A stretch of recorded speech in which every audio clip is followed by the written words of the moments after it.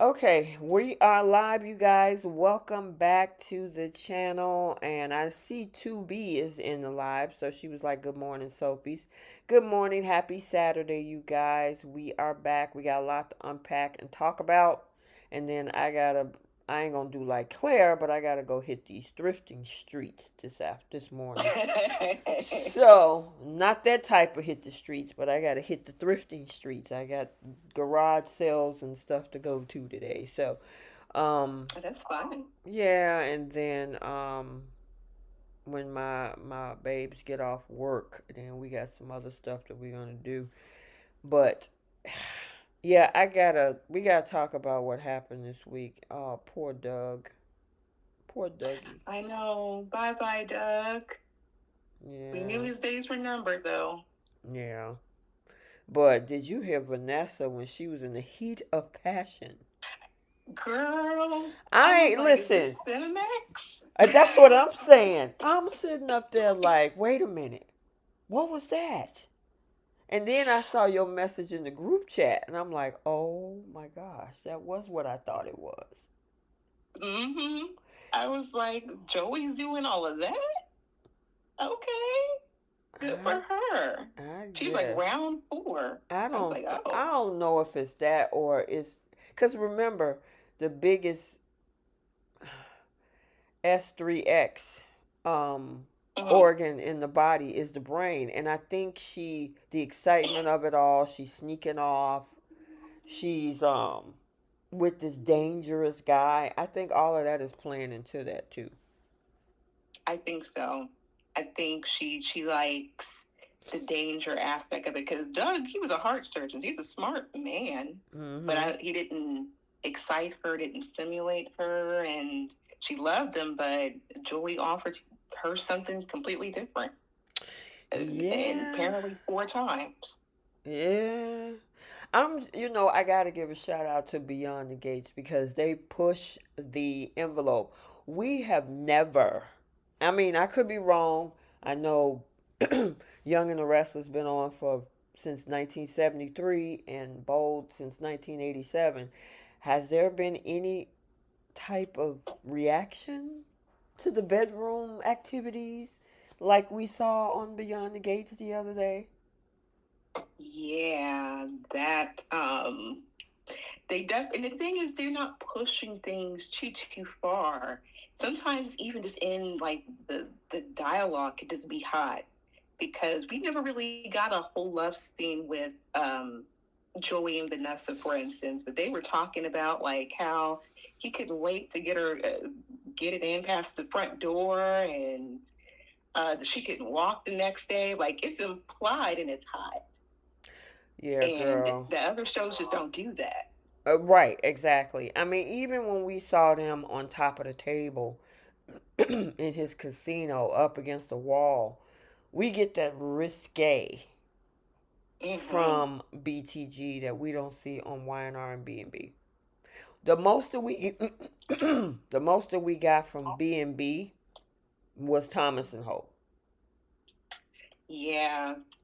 And as long as Brooke has been through all the men that she's been with, we've never really seen her have any hot, spicy scenes like that. Could you imagine Brooke and Joey? Oh, You think she would forget about Ridge? oh my God. Tell me about it. Tell me about it. Girl, you are too funny. But you are absolutely correct. I mean, could you imagine if they put Brooke with somebody like Joey? I mean, that'd be a whole different type of destiny. I mean, Girl, he or look. even I Nikki mean, with Joey. I was about to say Taylor. Taylor could use like it some 4 times a day. I don't, I, yeah, we got to talk about that too. It's a lot we're going to unpack today. And, that's, I'm wondering what they doing with June and Ted, what they doing with Taylor and Deacon. Yes. Holden and Claire, if you guys seen the Monday episode, oh, she ready to get her back blown out. I haven't said that word in a long time on this channel. Mm-hmm. Claire Spoiler alert, you guys. And if you don't want to hear any spoilers or whatever, close your ears, turn down the sound. But Monday's episode, September 29th, of The Young and the Restless, that girl cut Kyle off at the knees in 2 seconds, is about to head out to LA with Holden. And I think she's ready to get her back blown out because she want more experience. She wants the streets. She belonged to the streets. She's like, to sum it up, she wants the streets. She wants, She yeah. didn't. She said that this relationship went as far further than expected. It was too much, too fast. You know, all those excuses just to break up with the guy. But yeah, she wants the street. She needs more experience. There's several relations. Go ahead. I'm sorry. She's missing out on life, girl, outside of the relationship. Oh yeah, we're gonna break her apart. I know I'm ready to. There's a couple other relationships that's on the fence with Michael and Lauren, because he still haven't told her that Victor is involved. And then Sally and Billy, I kind of, it looked like they might, but I think he's being performative right now. So, yes. And then another relationship on the rocks is Deacon and Sheila Carter. And then Bill shot his shot with Katie in the midst of this crisis. Which I'm like, the timing, okay. Well, you got to do what you have to. Desperate times. Yep. It might work this time. And who knows? All right, so welcome you guys to Soap Corner Talk, where Bree and I will be recapping The Young and the Restless, The Bold and the Beautiful, and Beyond the Gates for the week of September 22nd through September 26th. We are down to the last quarter of the year almost, because next week will be Friday, October 3rd. Time is flying. I remember earlier this year I was talking about my car being stolen at Thanksgiving, and we're almost at Thanksgiving again. So it I can't believe it was almost a year ago. Girl, yeah. A year ago. This time is flying. And the thing is, we've been having some enjoyable times on this chat conversation. Every week we've been looking forward to different things. So of course time flies. Week by week by week goes by. And so a lot has been going on. 2B says she wants the streets. Yes, 2B. Claire wants the streets. She didn't say, hey, look, Bree, she didn't say streets. She said streets. Yep. That girl was happy when she made that call to Holden. Who's next? Nate? Her mama's ex? Oh, she might circle back. I mean, who's next? Billy Abbott? I mean, the world is her oyster now. The world is her oyster. Ain't that something?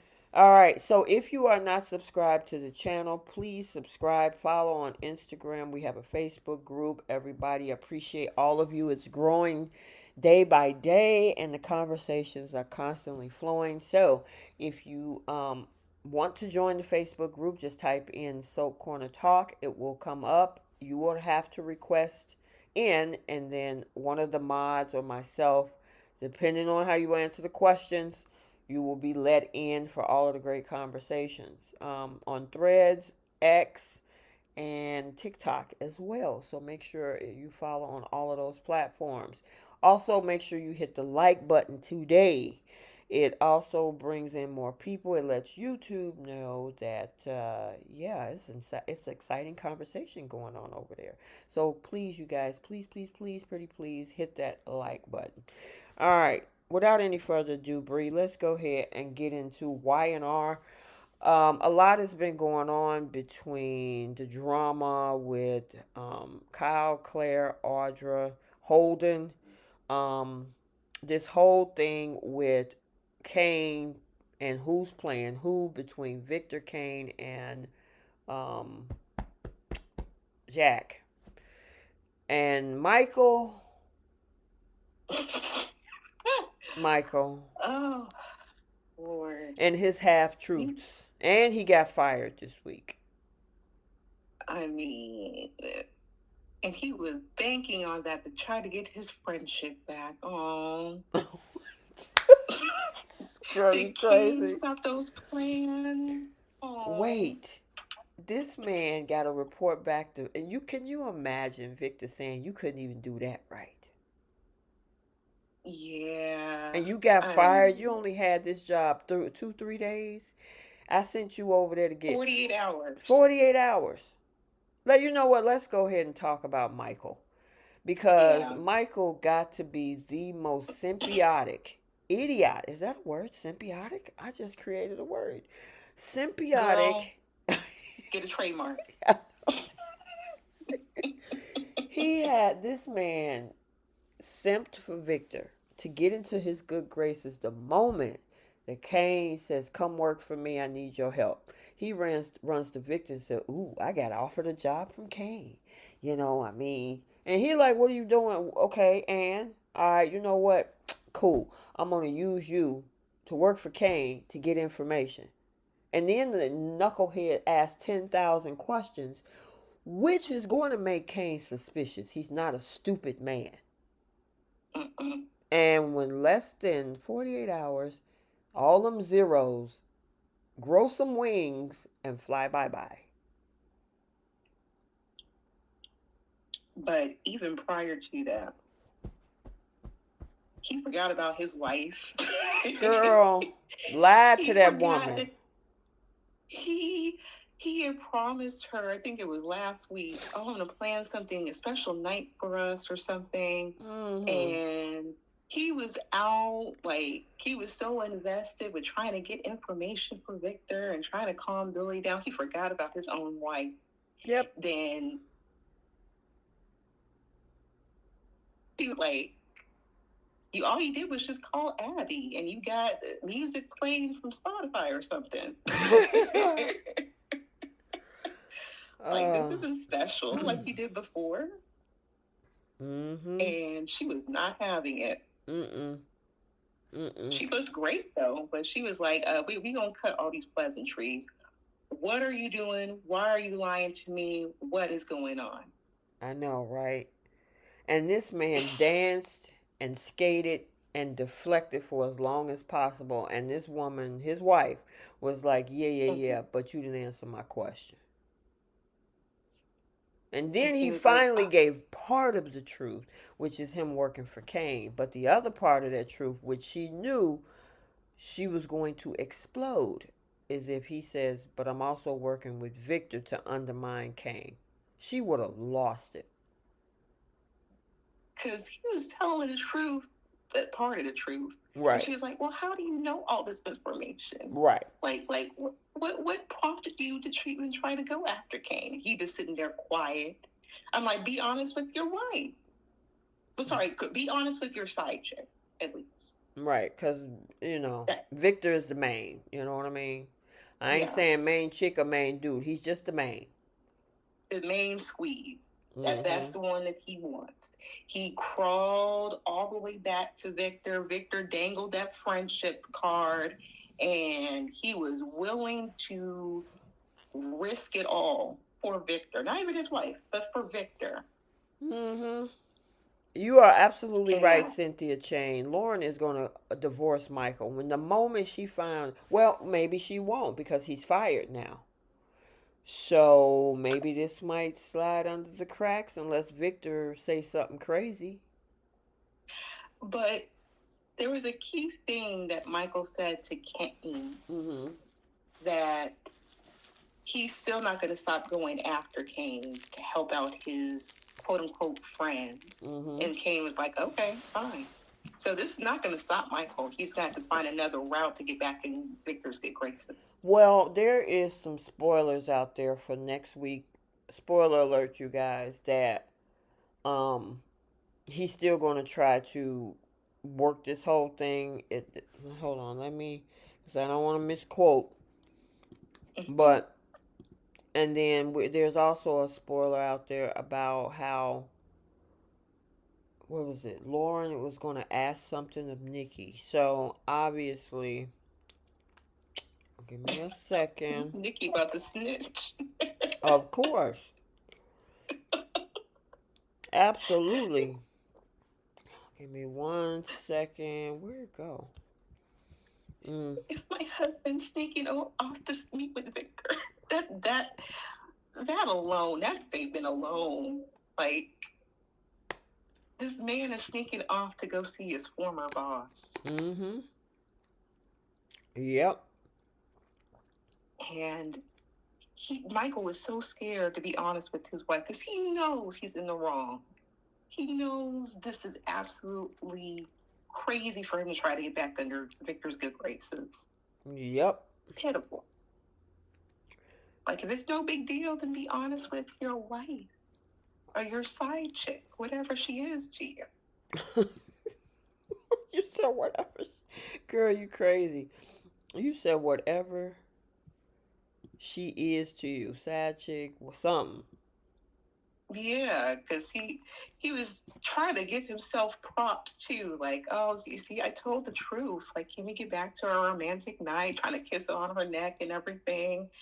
And I'm like, sir, you weren't trying to get back with this woman like that. Like, ever since he called himself trying to retire and spend time with her, like his entire focus has been on Victor.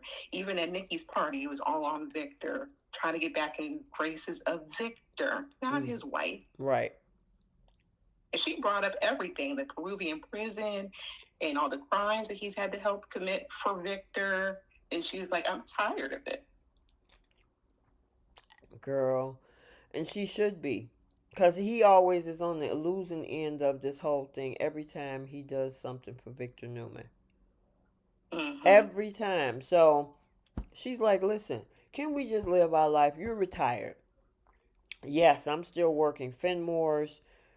Finn called, at the most opportune time. I'm wondering if that was planned, but it doesn't seem like it.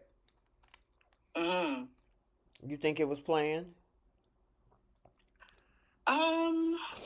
You never know with Michael, but I'm going to say it's unplanned for at least his sake. Mm-hmm. But I think it was a matter of convenience. But that also goes to show, like, he hasn't seen his child or spoke to his child, but he's more concerned about Victor and his kids. Mm-hmm.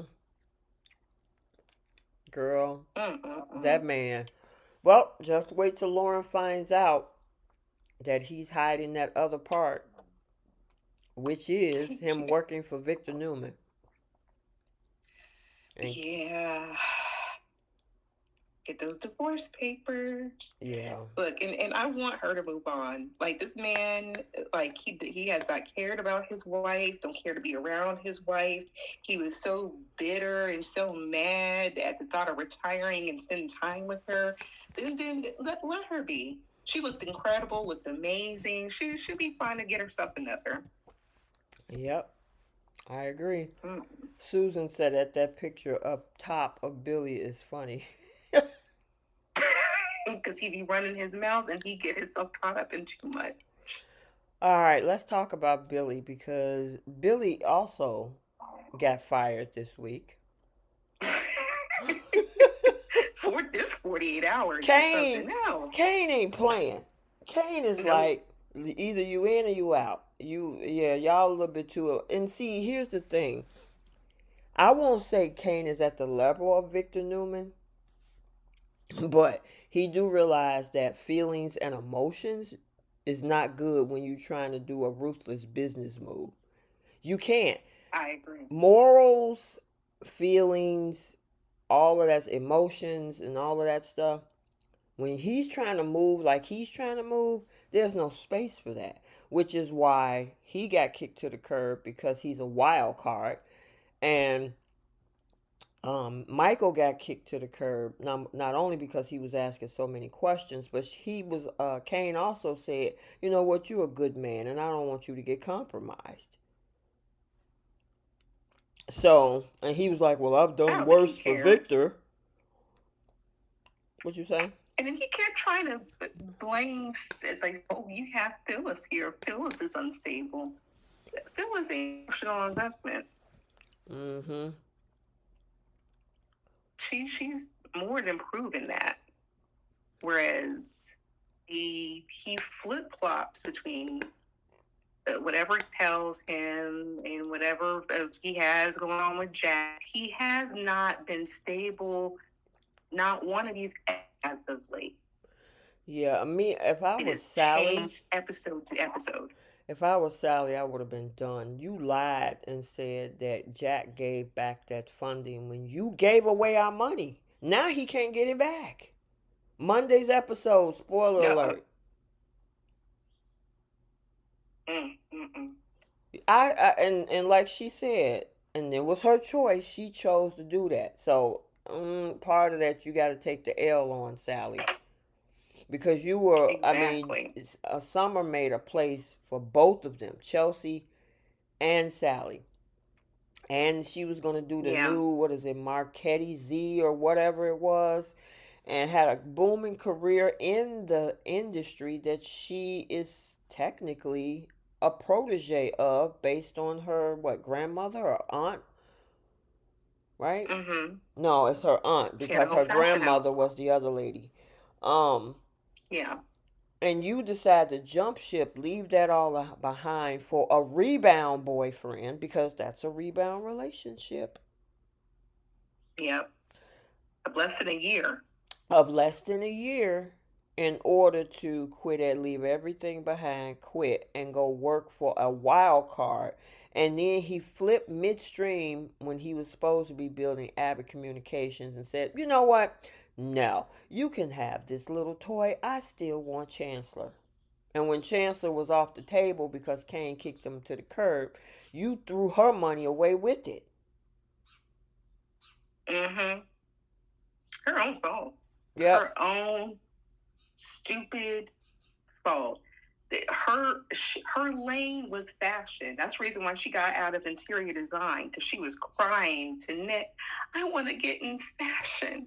I need to do that. This is my passion.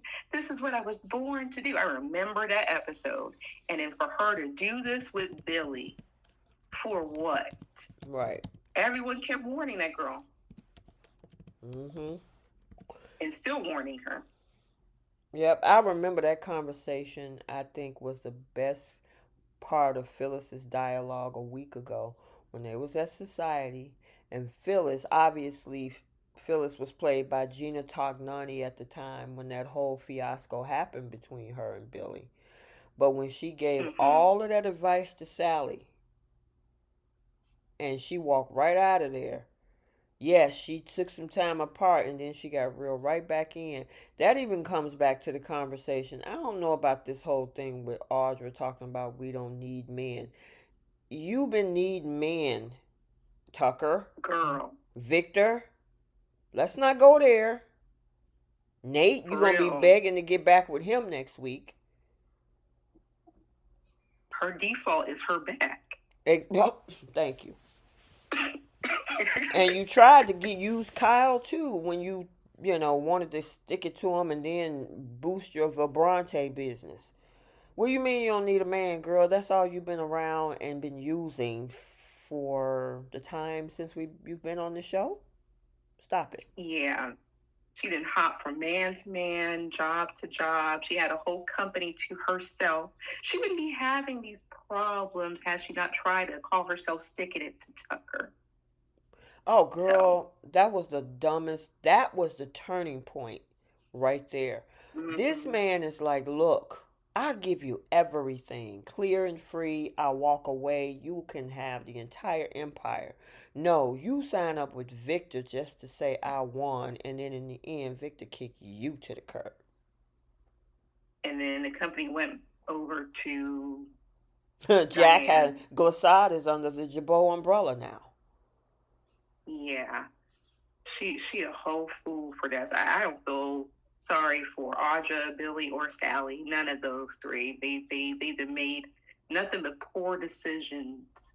And I find it interesting how they trying to judge one another for their roles that they played in. And I'm like, you guys were in the same boat, same idiots, same like no logic. And the thing is, even with a Monday's episode, I'm like, you guys don't have the business savvy to reach out to other investors, try to go after business grants. Bree, I remember mean, you the backup said, plan. Bree, remember you said back a few months ago that you thought that Audra would go to Kane for an investment.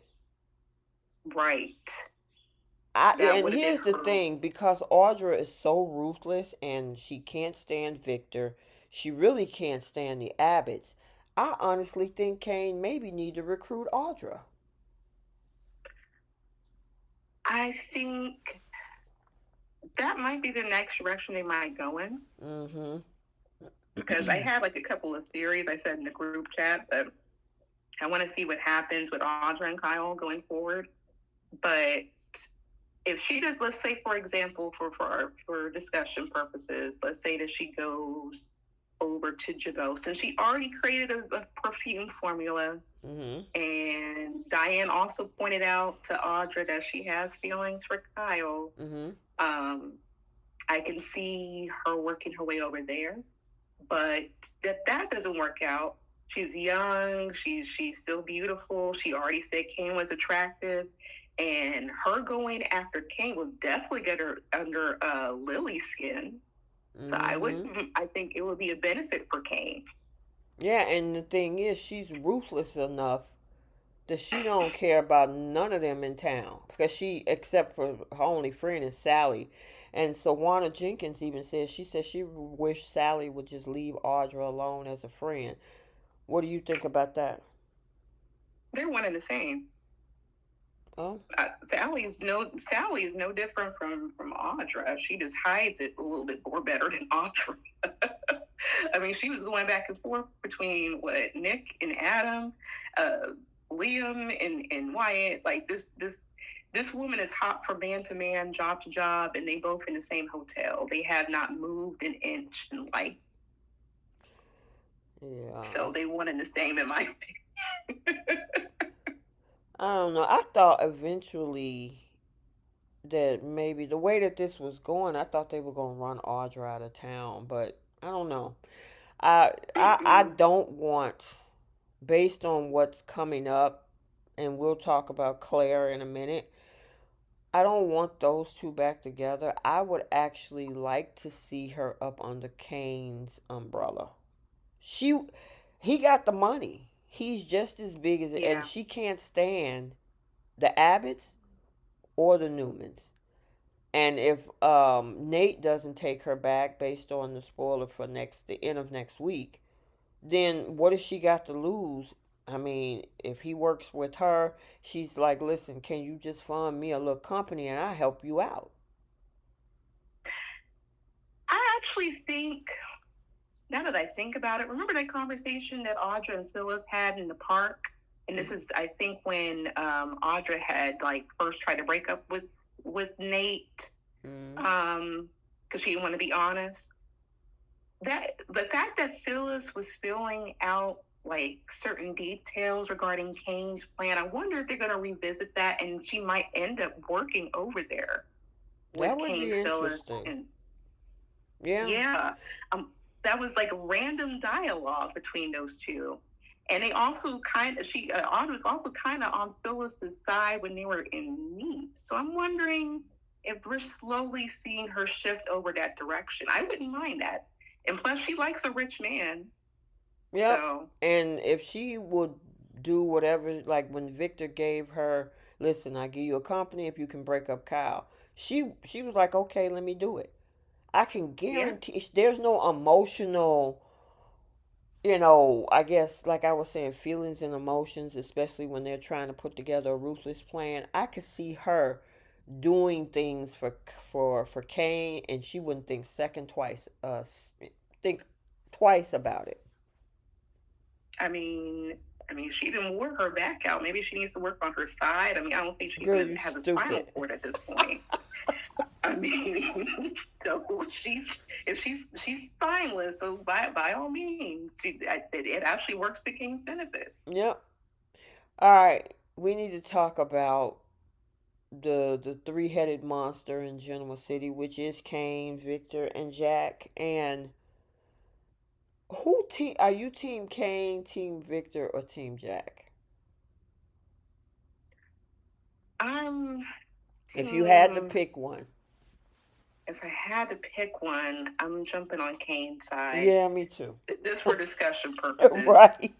Kind of slowly getting bored with it. Whose side are you on? Kane, because I like the fact that Victor has been waving things around in Kane's face, and at the end of this week, Kane was like, "Okay, so if that's what you want to do, go do it, but I'm not giving you Jack." And so Victor, if Yeah. you saw yesterday and part of Mondays, he was like, "Dang, I underestimated him." I'm like, "Maybe you should, Victor. A threat doesn't scare everybody." Right. And plus, if Victor really thought he had like a weapon to use against Kane, he would have used it without any hesitation. Exactly. He always So, tell Newman Media to just release the hit piece on Billy. If you really want to release the hit piece on Kane with what happened with his daddy and the woman back in Europe, you would have did that already. But he want that AI. Do you think that AI thing exists? yes. Okay. To be honest, I think that's Mm-hmm. why he wanted Phyllis to get information. I think maybe the idea exists, and he probably wants Phyllis to execute it. Okay. Girl. Because didn't Amanda said that she's been working on this since what she started working for Kane? So she already had the this was always an idea for Mm-hmm. Kane. Mm-hmm. And I think that's why he also entertained the idea with Phil. Actually, I think Amanda helped entertain the idea of bringing Phyllis along because of her IT experience or her technical background. Mm-hmm. And I think that's also why they both kind of put up with Phyllis so that she can execute all of this. Hey, Miss Welder, we're gonna talk about that. So I'm saving the best for last, but we're gonna talk about it, all right, girl? Just hold on. Mm-hmm. Hold on. All right. Yeah, I like the fact that Kane called his bluff. He's been like, I wanted him to do what I want him to do. Excuse me? Well, he said no. Yeah. Yeah. I don't. Uh, Cynthia Chain how do you says, like this storyline? Hold on. Cynthia Chain says Victor is a little shook by Kane and Jack can sense it. Yep. I think he's a little jealous at how quickly Kane was able to get his success. I think he respects Kane more than he does Jack because, like he pointed out, Jack inherited his fortune and his success. But did you hear what Jack said though? And I don't was that in yesterday? Maybe it's Monday or yesterday's. But Jack told Victor he amassed his fortune in less time than we ever did in so many words. I was like, "Oh, we've been saying that." Yep.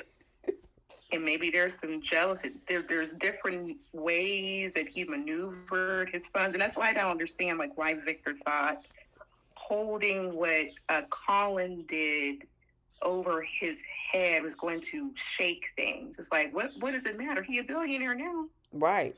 I mean, ain't So nobody gonna ever deal with any businesses ever again. All he got to do is put it in a different trust and run the holding company through something else. That shows you, Victor, that you're old school money and not new school money. You have people and on top working of under you to figure that out now. and who made him the authority on business ethics? Mm-hmm. Just saying. Wait a minute. Hold on one Given second. how he's Hold on Mhm. one second. Miss Welder, no worries. You don't have to apologize. I know you just came in. We hadn't talked about it. I was saying that as a way of being excited about it because we are going to talk about Mhm. Claire. So no apologies needed. Welcome in, okay? And yeah, we're going to talk about her. So yeah, you don't need to Oh, trust, apologize. Yeah. I didn't know if trust, and believe. right. We going to talk about Miss Claire Newman. Mm-hmm. All right, go ahead, girl. I'm sorry. Finish what you were saying. Oh no, you're good. I think that there's like some form of jealousy that Victor had, jealousy and respect, because he can't figure out Kane. He said that out of his mouth on Monday's episode. But if Mm-hmm. he actually had something to hang his hat on, this Victor is not scared to use that. He'd be the first one to use it. He would print the article out himself, but he hasn't, because it doesn't carry any weight like he thought it would. He thought Mm-hmm. King was going to be really scared and fall to his feet and kiss the ring, but I respect the fact that Kane is not trying to do all that. Well, see, that worked with most everybody else. That once Victor Newman roars, everybody just cower. And Kane is like, but see, here's the thing: Kane been buying time because remember they had that Yeah. first conversation, and he was like, "Well, do I have a choice? I don't want this to get out." And now all of a sudden he's like, "I ain't worried about it." So I'm wondering if he's been this time that Victor has been giving him. Has he been working on a way to circumvent anything that Victor could put out on Mm-hmm. I think so. I think he's utilizing whatever Victor kind of throws at him to his advantage. Like Michael, for example, he knew that Michael was always going to work for Victor. him? Mm-hmm. And if Michael is smart, I mean, check your phone, make sure there's no tracking device, no listening devices, Listen, this because ain't you never Joey. know what came. Look, look, Joey wish he had those pockets. There's no telling what Joey would get away Right. with. Go ahead, girl. But I fully respect Kane not kissing the ring. He was like, I'm not Michael. Mm-hmm. I'm not Devon. Right, I'm not Mr. everyone else in Newman. town. Mr. Newman. This Mr. Newman. Um, He he's the he is, I feel, gonna be one of Victor's better opponents in this business world. I'm looking Better forward to than, it. Because you asked me a little while ago, what do I feel about this storyline?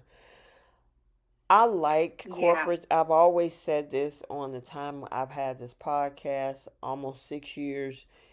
I always like corporate takeovers. I like that part of it, the business aspect of it, outside of the romance, which we don't get a lot. So I'm like, okay, well at least we got this. But um, the interesting thing about all of this is the fact that Victor is trying to play Kane, and use Kane against Jabot. And then we got, okay, because I'm trying to remember and connect all the dots. Because I did it kind of like a standalone video. Who's I playing saw. who? Right. And then you got Jack, who Billy wants to team up to take down Kane. Mm-hmm. And then now Jack wants to team up with Victor to take down Kane. And Victor is like, maybe keeping you close, I can get up under your skin and figure out what you're doing and at the same time take down Kane as well. This is a whole lot of three-way chess. Yeah, and I respect it. I just wish they can kind of just move forward with it, because I feel like everyone is chasing their tail. Mm-hmm. And I kind of like how you have brought up previously, before in other podcasts, that they should have just introduced Kane just coming back into town, and then the big reveal was he was Errol Dumas. He is taking over. Like, it would have been more grand versus like them doing that whole niece thing and Yeah, then that was stupid. causing all this chaos. And then we lost And Damien and Chance. Unless that, but if y'all were going to get rid of Damien and Chance, y'all could have did that in General City. yeah, Even like though, it could have been, if I was writing this, to be other avenues that I wish came, but I mean, this is where we're here now. mm-hmm. Um, to kind of just move the storyline along. I was hoping that by this point, as much as they talk about the AI, like one of the companies was hurt. Like if he had already, went after Jabot, and then that'd be the reason why he would want to team up with Victor to take down Kane. Like at this point, everyone is just trying to just rally up the troops and wait for whoever to make the first move, and Right. it's kind of stagnant. Okay. I gotta send a shout out to Miss Amali Nkobo. She said, "Good morning, Soapies from South Africa. It's a good Oh, afternoon out here. Summer vibes. Hey, Amali, welcome in. We got South Africa in the building. We are getting nice. worldwide.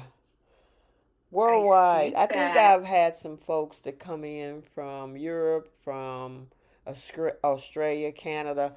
So I appreciate you guys so much from around the globe supporting the podcast. Thank you so much and welcome in. Welcome. All right. Sandra says she can't get into Kyle. I've always disliked the character, and that has not changed.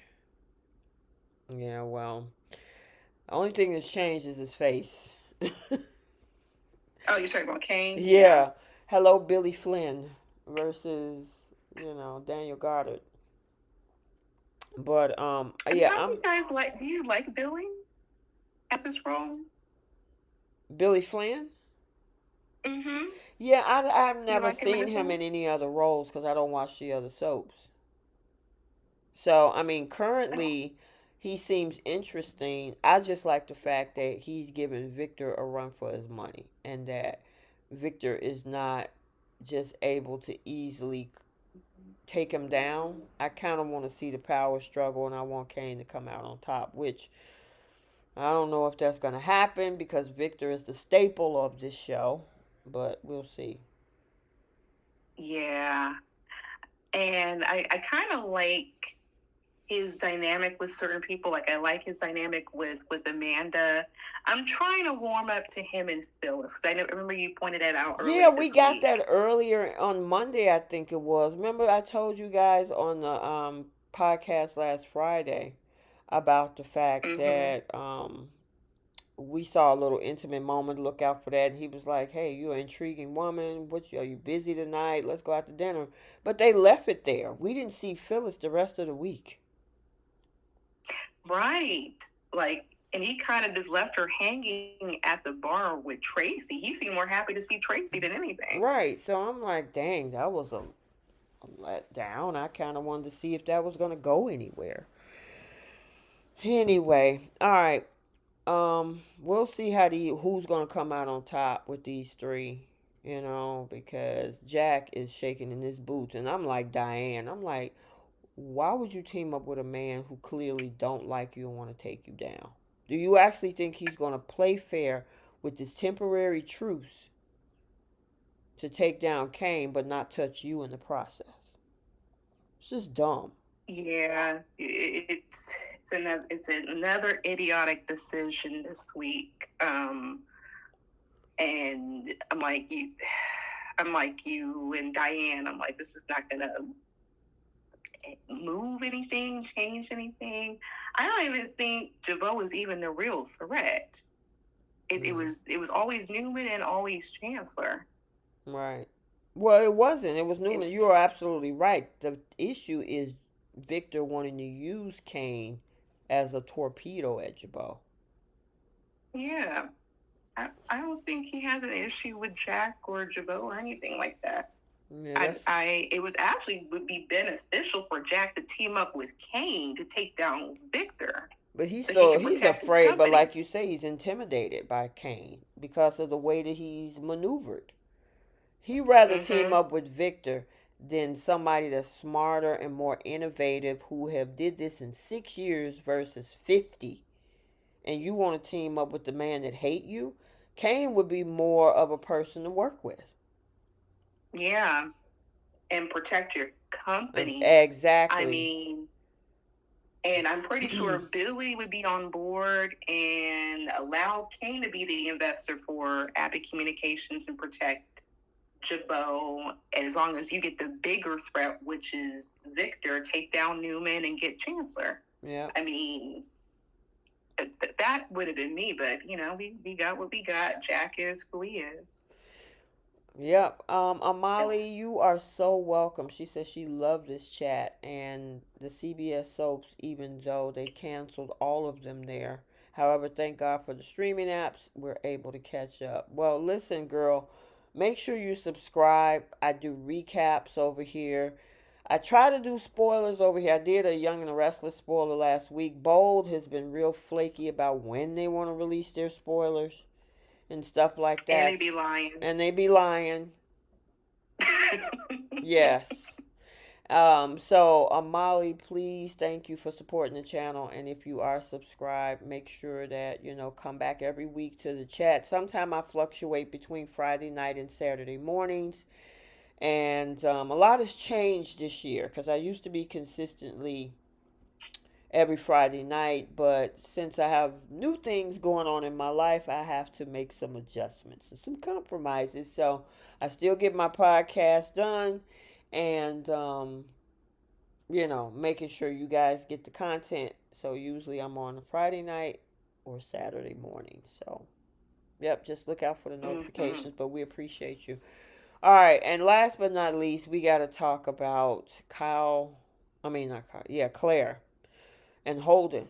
So there was a big blow up at one side of the world between Audra and Kyle, which he was drunk because of the fact of Claire pretty much brushing him off, especially with that conversation at society when he was talking to her mother and she came in the door with Holden. Um, Yeah. because previous to Happy. that whole interaction, Holden asked her to go to LA with him. And she was like, no, that wouldn't be right. I don't want to do that with Kyle wouldn't like that too much. She put it all on the relationship with Kyle. Had nothing to do with her. She would have went as soon as he told her. She, But you know what? she She's actually trying eventually to, does. girl. She's trying to play. She's trying to tote the line. So she's already Mm-hmm. beginning an emotional affair with this man. It is emotional affairs are real.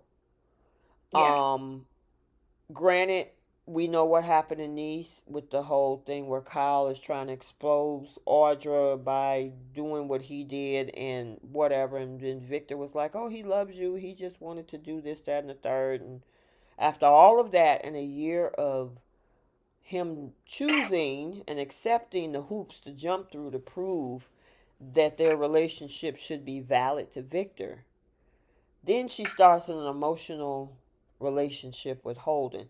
Here's my thing, and some Mm-hmm. people was like, oh, it's just her friend.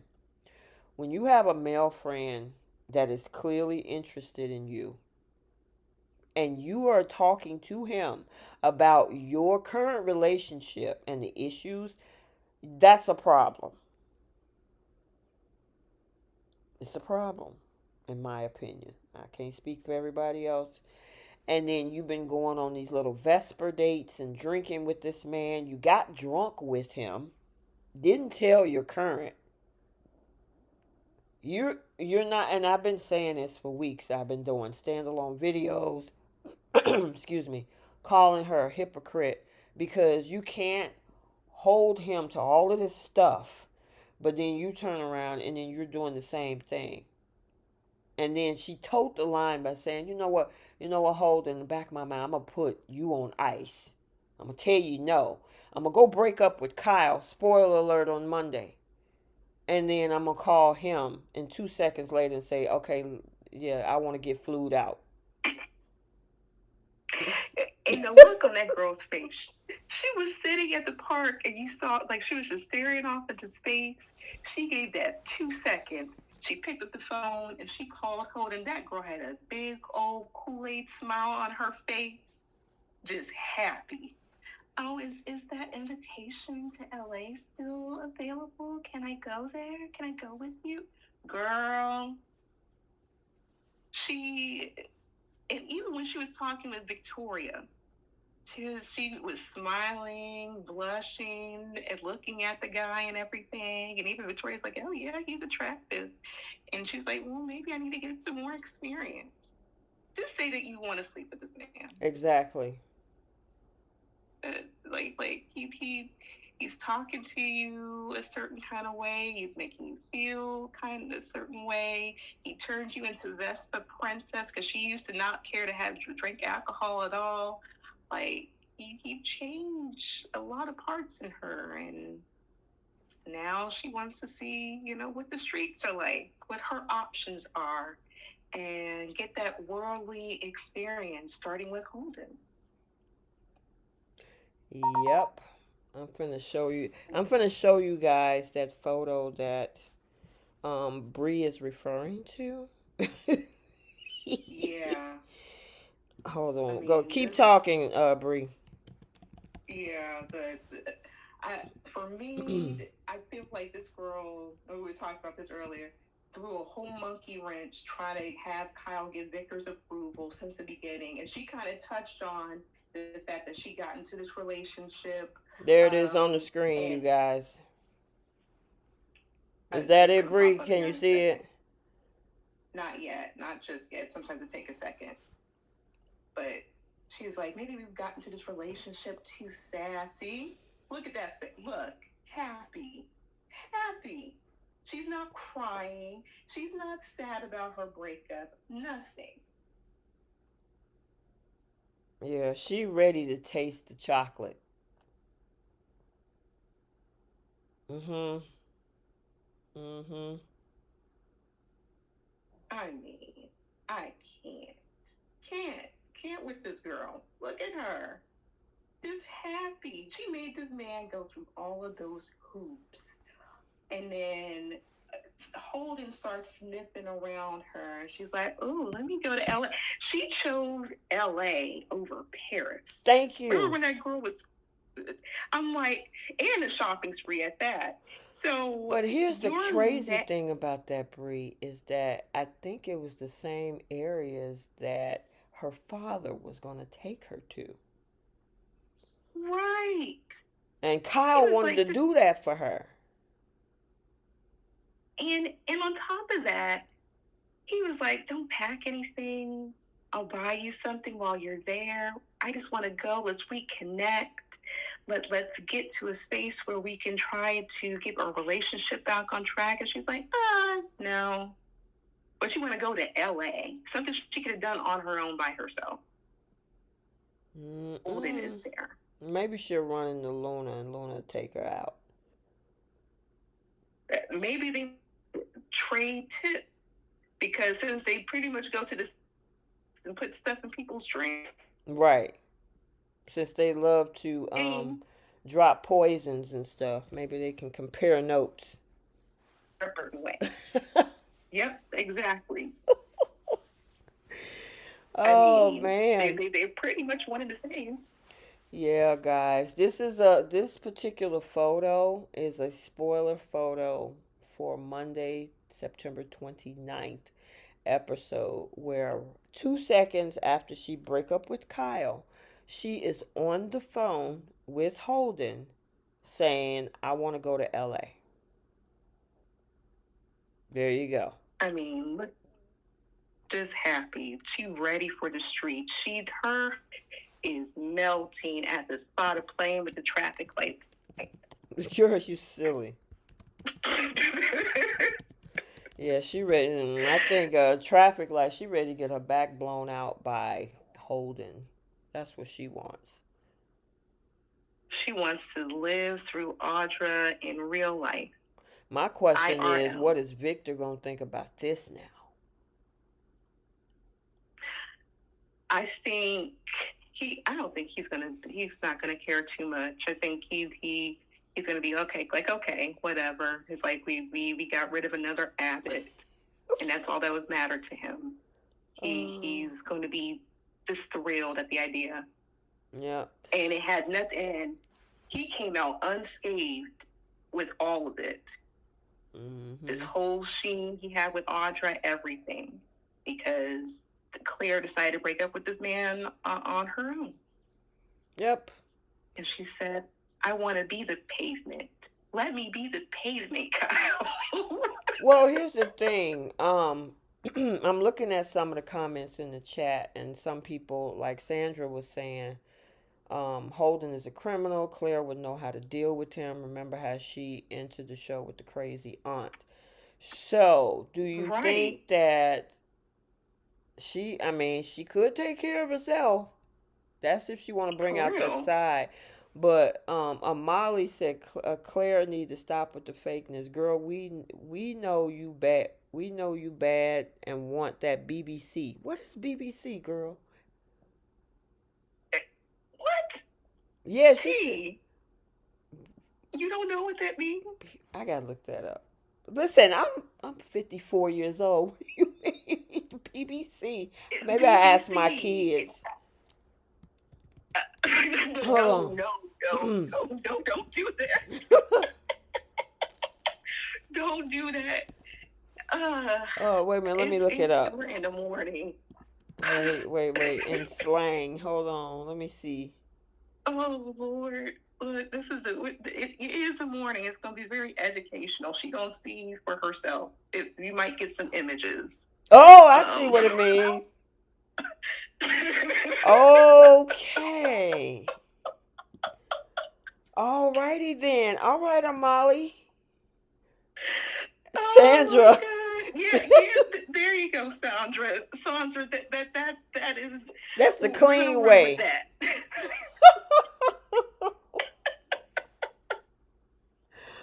Oh, She my said this. God.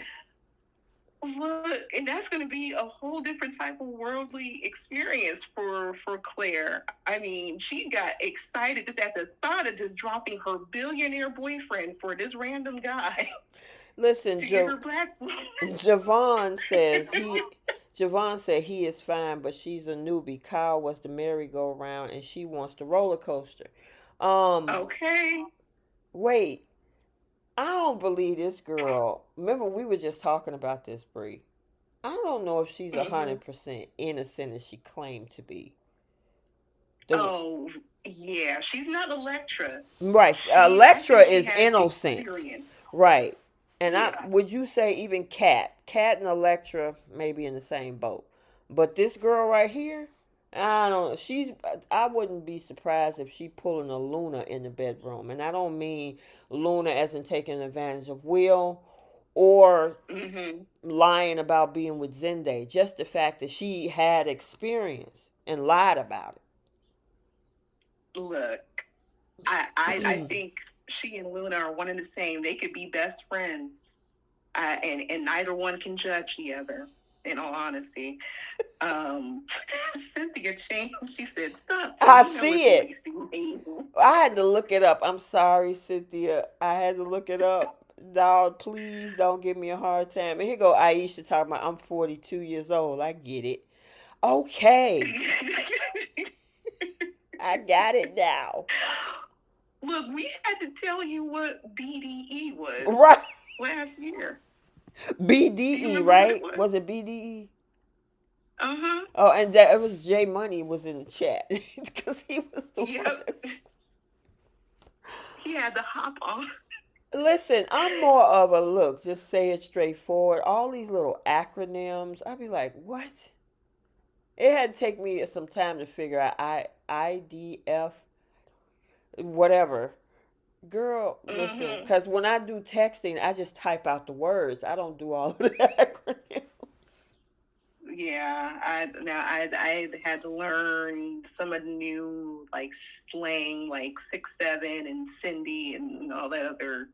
Like I stay in my lane. Like I know what I know. Some things are just not for us, but you should know that. I didn't. I'm sorry. I didn't. Listen.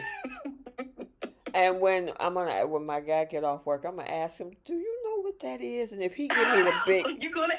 If he give me the big eyes, he be like, "Wait a minute, you don't know what that is?" I know I'm behind the times. Look, I mean, but Yeah, well, Claire's gonna know what that is Look at this. See, sooner I'm rather not than later. alone. J. Lynn Warner said, "Hey, I was just like you, T, but I got it now." See, I'm not by myself. Okay. Look, it's a learning lesson this Sunday morning. Sorry, this Saturday morning. Oh Lord. Right. This ain't a Yeah, let's not Friday bring Jesus night. into this. All the kids are up. Everybody be quiet. We can't talk about that. Oh Oh Lord, goodness. Claire, Claire, Claire. Well, I guess that's what she wants. I guess we'll have Yeah. to see, Lord. And I'm wondering what Kyle gonna say after that. He gonna be crushed. I mean, can he even go back to that? It's I like coming mean, from Liam to to Thomas. Thomas had BDE. I mean, that girl was fantasizing about Thomas while with her husband, and he didn't even touch her. Like, there's no telling what's going through Claire's mind. She was smiling in front of her mom at the restaurant. He was at the bar, and like, this girl went from not drinking any alcohol to being Vespa princess. Right. Yep.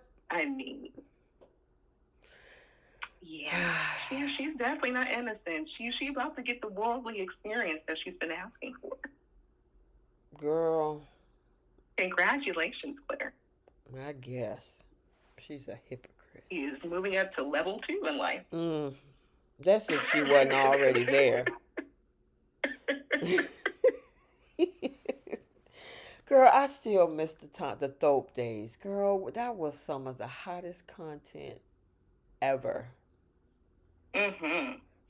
So when and Sandra said, "Yeah, that's a great comparison, Liam to Thomas," and you were saying that Thomas got BDE. Yeah, Mm-hmm. I mean that And you see, awakening. I'll never forget that term, the awakening. I had an awakening. Like, so all the men that she been with, like Thomas had to wake her up, wake up her style, her sense. Got this girl like soaking up couch. Right, girl. Oh Oh my look, god, got her running Javon behind says. couches. Look at what Javon says. She said, Javon, I think male or female, I'm not sure. Um, we need to start a petition to get you ladies added as extras on the YNR set so you can see him up close before he exits. Before who exit? Who, Thomas? Oh no.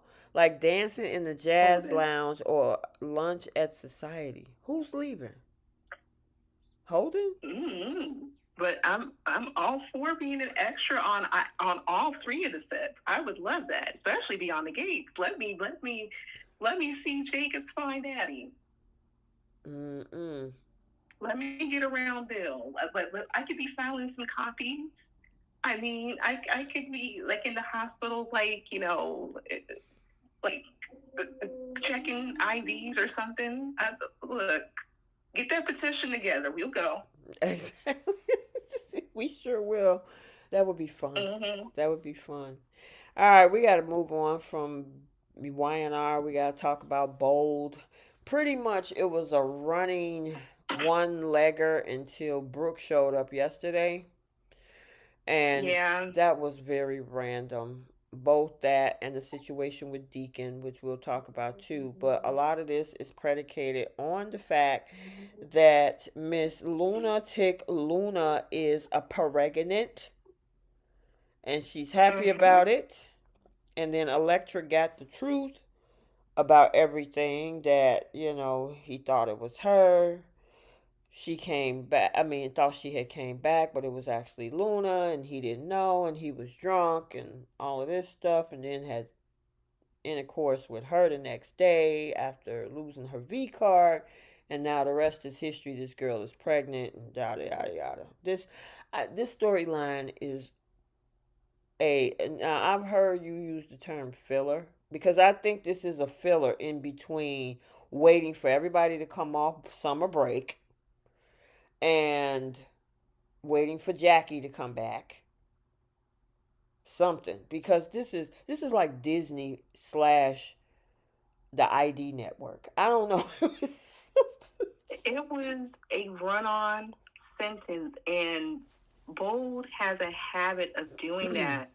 Where I mean, they've been in the same clothes for almost 2 weeks now, Yeah, I so nothing has shifted, nothing has moved, nothing.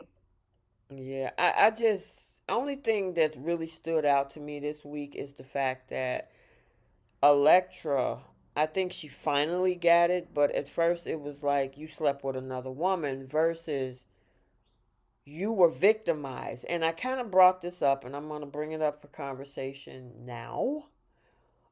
Mm-hmm. The low key hypocrisy when it comes to this, when it's a young man involved.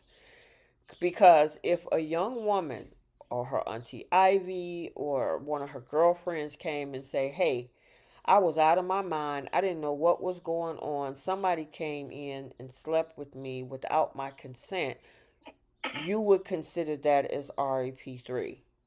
Okay? But when Will says the exact same story, it's you slept with another woman.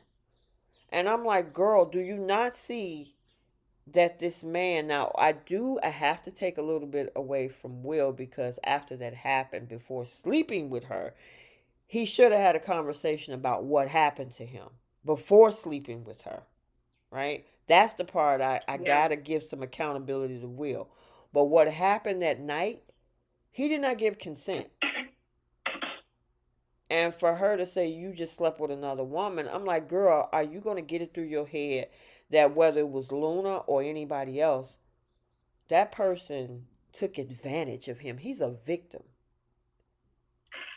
And that's why me and Keish were on Katie's neck. I think all of us pretty much were, On with Katie's the neck fact with that the bad advice. Go ahead, Bree. with the bad advice. And I'm like, that is your child. I don't Mm-hmm. care if he had a son or a daughter. They describe to you what happened, and you're just going to pacify it and say, oh, you were drunk. It happens. You don't need this to ruin your relationship. Just pretend it never happened and carry on. But when she found out it was Luna, all of a sudden, well, he was a victim. Um, he was taken advantage of. He didn't give consent. Where was all of this when he told you the story?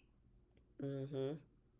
And on top of that, you're encouraging him to get with this girl. It's her first time. You don't ever encourage him to like get tested because he don't know who he was with. Right.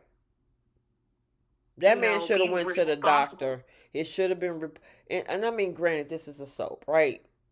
I get it, Mm-hmm. but being that he was victimized, you got to report that. Like, you know, I mean, I just don't like the way that they downplayed that because it was a young man. He didn't consent. Yeah, they pacified this because he was male. Mm-hmm. And I think by next week they won't even mention how the baby was conceived. It's going to be zeroed in and focused on that baby. But what I did not like what I was seeing online when all of this came out, like how they compared the Luna and Will situation to Luna and Zende, and they Mm-hmm. said that Zende's was far worse than what Mm-hmm. Luna just did.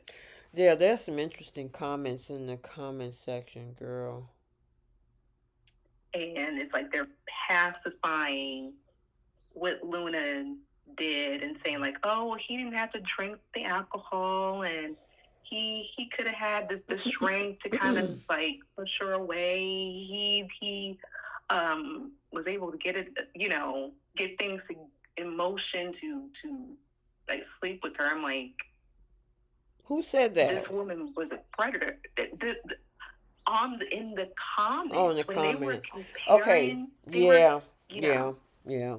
Yeah. You know. and they said that Mm-hmm. Zende was worse because he was a man and he should have known better. I'm like, what? Yeah, that's Sandra dropped a comment. She said, "So with Zende and Luna, there was outrage, but with Will and Lunatic, what is the census on social media because she trapped him?" Yep. They are saying that it was wrong, but if they compared the two, Zende's was worse because that was a man going after a woman or whatever the case is. But here's the thing. Zende wasn't aware, for one, that she was trying to sleep with them, because that came out after the fact, but he was remorseful. Whereas Luna, you see her like just like, oh, this was meant to happen. We're gonna have a baby. I don't care how Electra feels or anyone feels. Like, we're gonna be a beautiful family. No remorse for what she did. Well, here's the other thing. Zende came home to his apartment ready to go to sleep. He didn't realize Luna Exactly. was in his bed. Luna was seeing things, or she claimed at the time, because after the fact they rewrote it saying that she knew it was him. But at the moment back Right. in early 2024, it was, oh, I thought I was seeing RJ and all this all kind of stuff, but they put the accountability on him. In this situation with Will, Luna plotted out everything. She plotted Yeah. to put on a disguise. She plotted to get a job as a waitress. She plotted to put strong alcohol multiple times in his drinks to get him to a place where he couldn't consent. And then she plotted to Yeah. go up in that room. She plotted to take Electra's mask. She also put it on her face. She climbed up on this man, knowing that he was clearly out of his mind, and manipulated his thoughts, thinking that this mask had to be Electra coming back. This was Yeah. all strategic. Whereas Zende walked in his guest house ready to go to sleep, she was there. Yeah. Now I'm And not. Go ahead. Javon had it right here. She said, Zenny didn't wear a mask and pretend to be RJ. Plus, she took meds on her own. Yep. So, and then she said that she wanted to get with Zende, and like the heat that Zende got, even from like Brooke, she was telling you need to go to Forster, Antarctica or Yes, something. I she mean, did. Yes, she did. just I'm like, and then on top of that, the actor who played Zende caught a lot of heat to where he had to be off screen for a minute, just And the so that writer can should have kind of, known better. But then you turn around and do it again, and you downplay it. You yeah, you do it as with, it's oh not girl, I just and they playing like, this whole thing through. They playing this whole thing through. You RAP3 this person, and you excited about stealing his seed to get yeah, pregnant. yeah, saying they're gonna raise this baby and it's gonna be a beautiful family, and this is not even he didn't want this, especially Right. with her. But Exactly. it's being pacified through the scripting to the point where Will's mother was the main first person to pacify what happened to him. Let me tell you something, Bree. I have a 25-year-old son, and I know you have a son as well. Mm-hmm. Whether it's a daughter or son, let them tell me that somebody did something where they were out of their mind, whether it was drinking or whatever, and somebody took it upon themselves to take advantage. I'm not giving Katie advice. Somebody gonna have to keep me. Somebody gonna have to keep me. Right. Like, I would be all like, my first trip would be to the police. We're going straight to El Jardino. I need to see those cameras. I need to see who walked into that room. I will not rest until I figure out who did this to my child. She's telling him like, oh, you're drunk and it happens, and don't let this ruin your relationship. Just carry on. Yeah. What?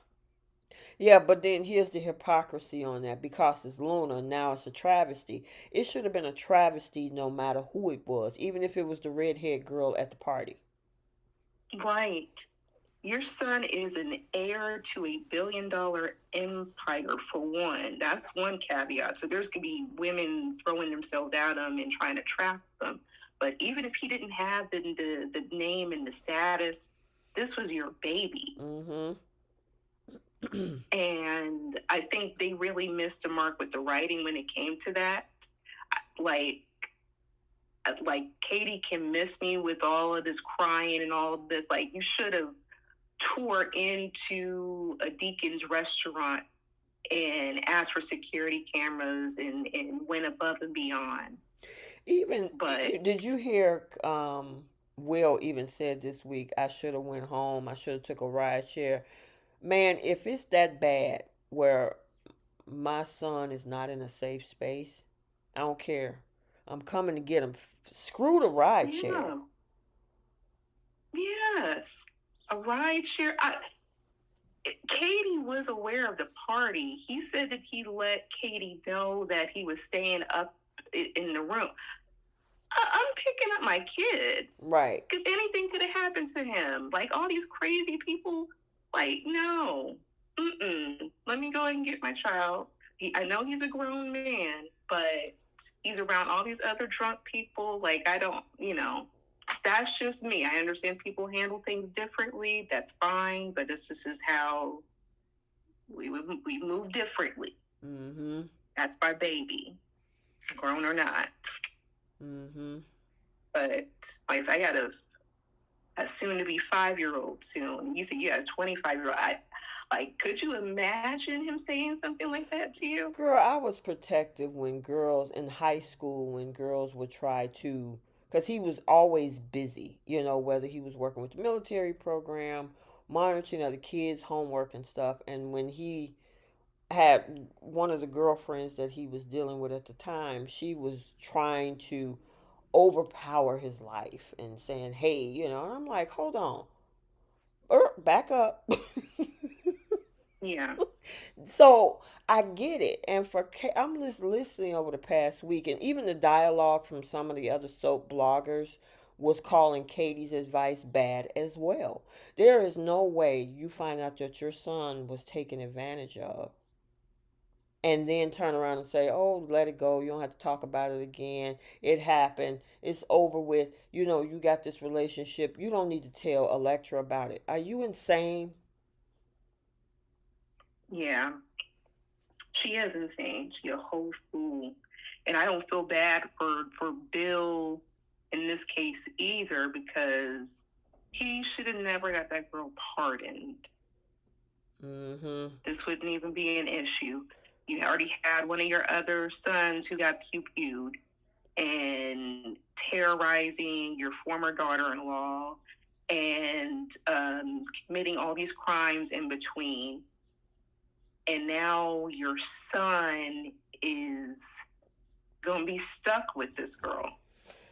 Yeah, well, And she's Lee going to put try the to, extra link in that chain because even though he got a pardon, Liam shot her. If Lee hadn't mm-hmm, did what she was doing, she maybe wouldn't even be here. So, but it's interesting how yeah, Lee, I think because she was just as mad as the Spencers, she got off on this, whereas Grace was called the B word, but we won't go down that word. yeah. And you see how he's, even Bill is kind of pacifying things. I mean, like, why not take her to jail? And he's talking about, oh, we the less people who know about it, and we're gonna keep her here or get security so she doesn't leave. So you're letting this girl pretty much off the hook in a multi-million-dollar mansion. They're gonna feed her well, and she's going to be in a nice comfy bed and everything. And Katie's like, oh, as soon as she has the baby, we're going to take it away from her and send her off to jail. I'm like, this is the rewrite of Sheila's storyline. She's Mm-hmm. going to run off with this baby. I think that she's going to carry the full term and run off with the baby. I know Keith thinks differently, but we're going to see how this plays out. But There's a if lot of they're rumors, rewriting, though. Did you see the rumors, though, Bree? That what were they saying? she was supposed to be unalived off, and it's going to be like a whodunit mystery. I would be surprised if they got rid of what's the girl's name? Lisa. Lisa Yamada. I'd Mm-hmm. be very surprised, but I mean, if it happens, it happens. Like, Happens, okay, right? but Right.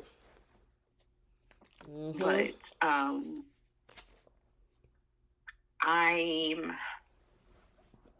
just sad for Will, because I mean, him explaining that to his girlfriend, and I gotta give him props. I know some people in the chat were giving him props too for being honest instead of just holding on to it. He even told his mom, like, "Look, you're giving me bad advice. This Right. is trash advice."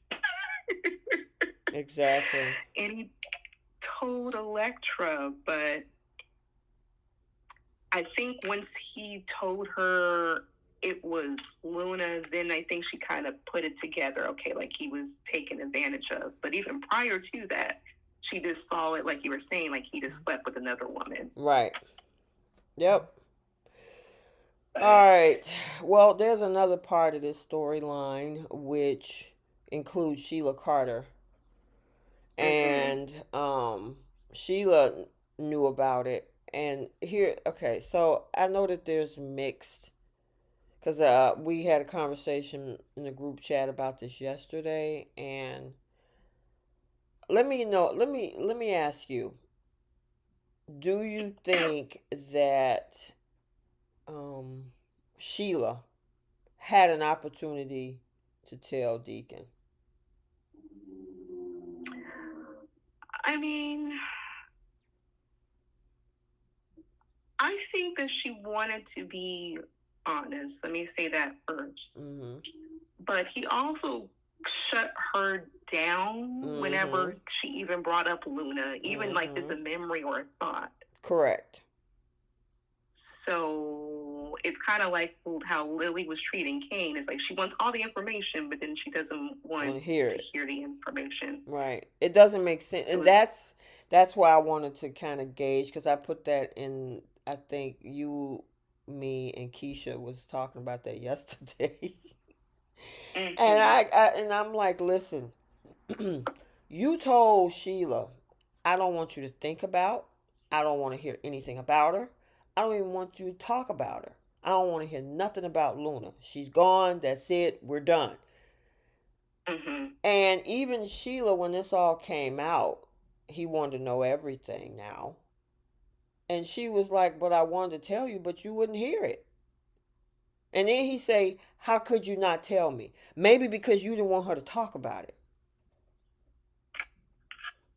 It's like, make up your mind, sir. Which side? I mean, either you want to hear about whatever happens with this girl Luna, or you don't want to ever hear about her again. You can't say all these months, I don't want you to think, talk, nothing about Luna, and then when this stuff come out, you say, why you didn't tell me?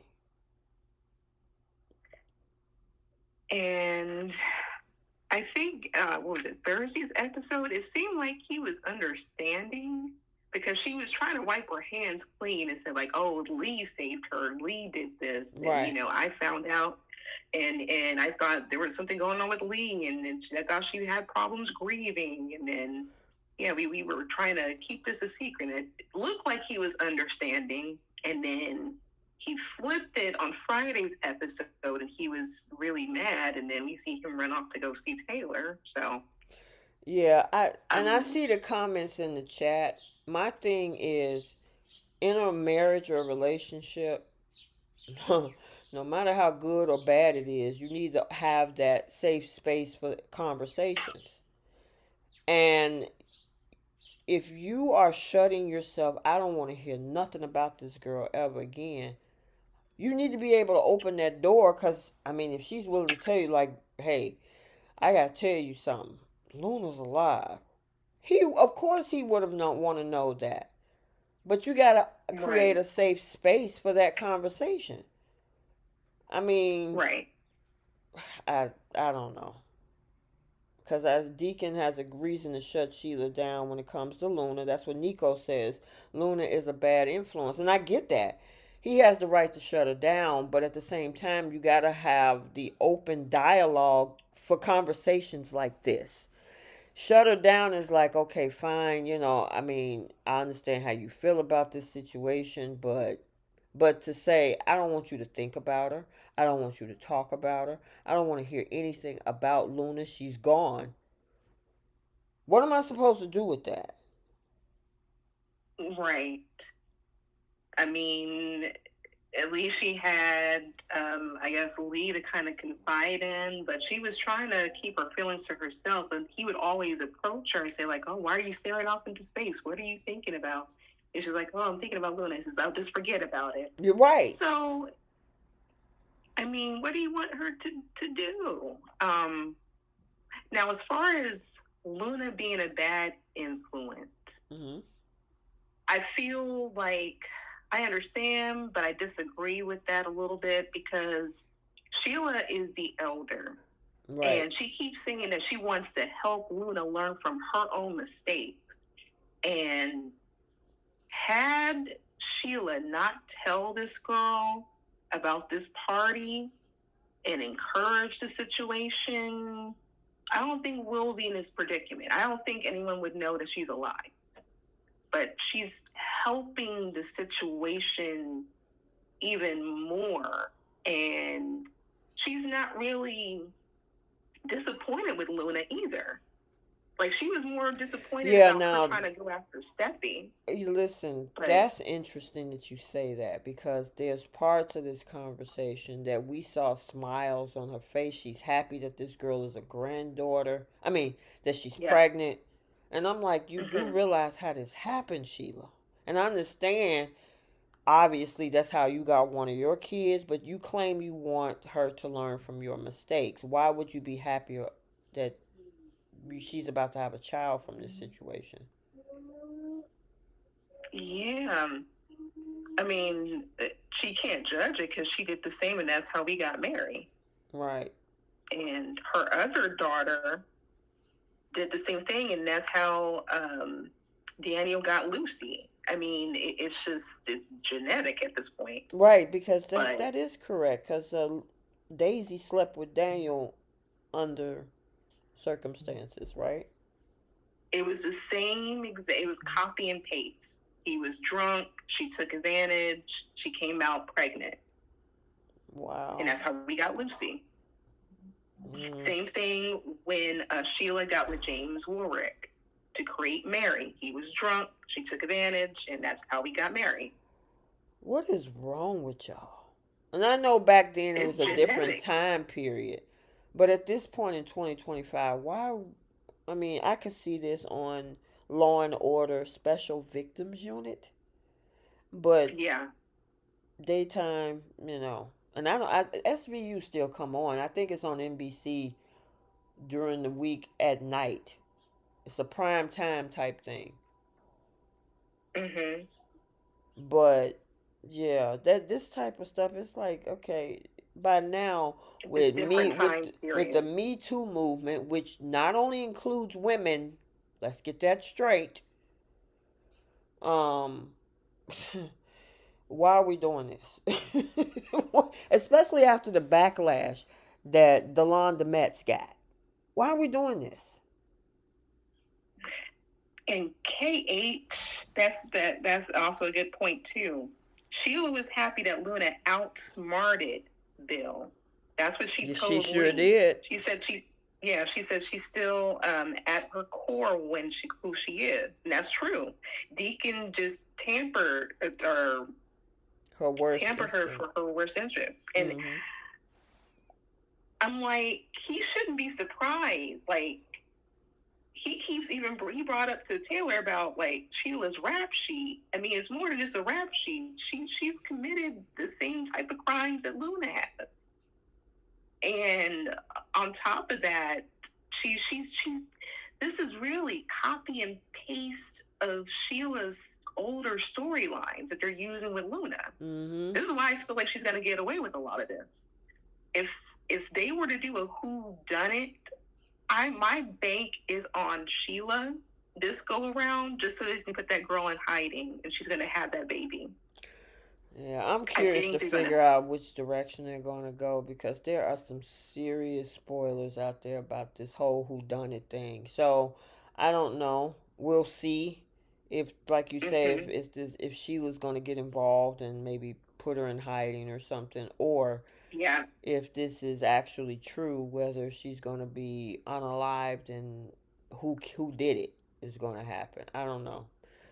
Um, Then Deacon gets upset and runs to Taylor. Now, there's a lot of speculation, especially when Brooke came in there and talking about, which it's like, girl, go home. But obviously, this was the purpose of trying to bridge that whole comment Brooke made about you Mm-hmm. never know what else could be coming on the horizon or whatever she said. And here comes Deacon. Yeah. How do you feel about these I two? ain't feeling. I would have preferred, and you and I are unanimous on this. I would have preferred her with Jack Finnegan Yes. versus I'm AKA Ted King versus Deacon. I just it is nothing against Sean Keenan or Sean Kanan. mm-hmm. I love Deacon. Loved him since he premiered on Bold. I am just more so tired of them putting the Taylor character with people who's been involved with Brooke. I want her to have her own man, her own lane, and that's it. Someone who hasn't been emotionally or physically tampered with by a Logan, Right. if at all possible. Like they had an opportunity to bring Ted King back or bring the Jack character back when Lee was talking about trying to find criminal defense attorneys. He's a criminal defense attorney. Mm-hmm. That made more sense. And he also had an emotional tie to Lee and also now his grandchild. Well, I figured at least, I mean, he even, when Sheila called him, he came. Well, here's the other thing too. Not only attached to Brooke, but then of course Sheila is gonna probably try to come after Taylor again too, because she's not gonna want to give up Exactly. Deacon. Deacon is her core joy to. She's the meaning of. He's the meaning of life for her right now. Yeah. And it's just, it's like she won't be able to catch a break. Nope. Like it, because this is another stressful situation to the next. Mm-hmm. And I don't think the kids would support it either. Of I course mean, not. they could have brought Jack back. We could have got some dialogue between him and Lee and him and Finn and actually see him bond with his grandchild.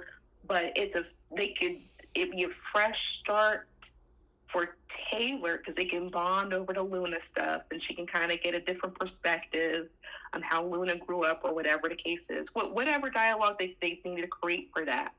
But it's a man who was not touched by Brooke. Here's the other thing. They're trying to piggyback over the old connection that Deacon had with Taylor when um Taylor was Krista played Allen. by Krista Allen, which there was chemistry there. Krista had chemistry with a lot of people. I don't Yeah. I don't see it with Rebecca Buddick. I'm sorry. No, he had great chemistry with Krista Allen. I was a little disappointed because I was like, that could be hot, and especially Krista had that energy, that flair with a lot of the men on the show. Actually, Exactly. Krista even had better chemistry with Thorsten. Yes, she did. Yes, but that's her wheelhouse. If you go back 30 years, that's Krista Allen's wheelhouse. She got that kind of chemistry Mm-hmm. that she can do when it comes to the men that she's with. Mm-hmm. I'm Speaking of just gonna leave. Cinemax. I'm just gonna leave that back there. Ooh, thank you for the super chat. She said, "Good morning, Bree and T. I don't like how Brooke went to Taylor's job, saying things could turn around." I'm like, Brooke, did you just go to Taylor's job just to rub it in? You got the man. Go somewhere.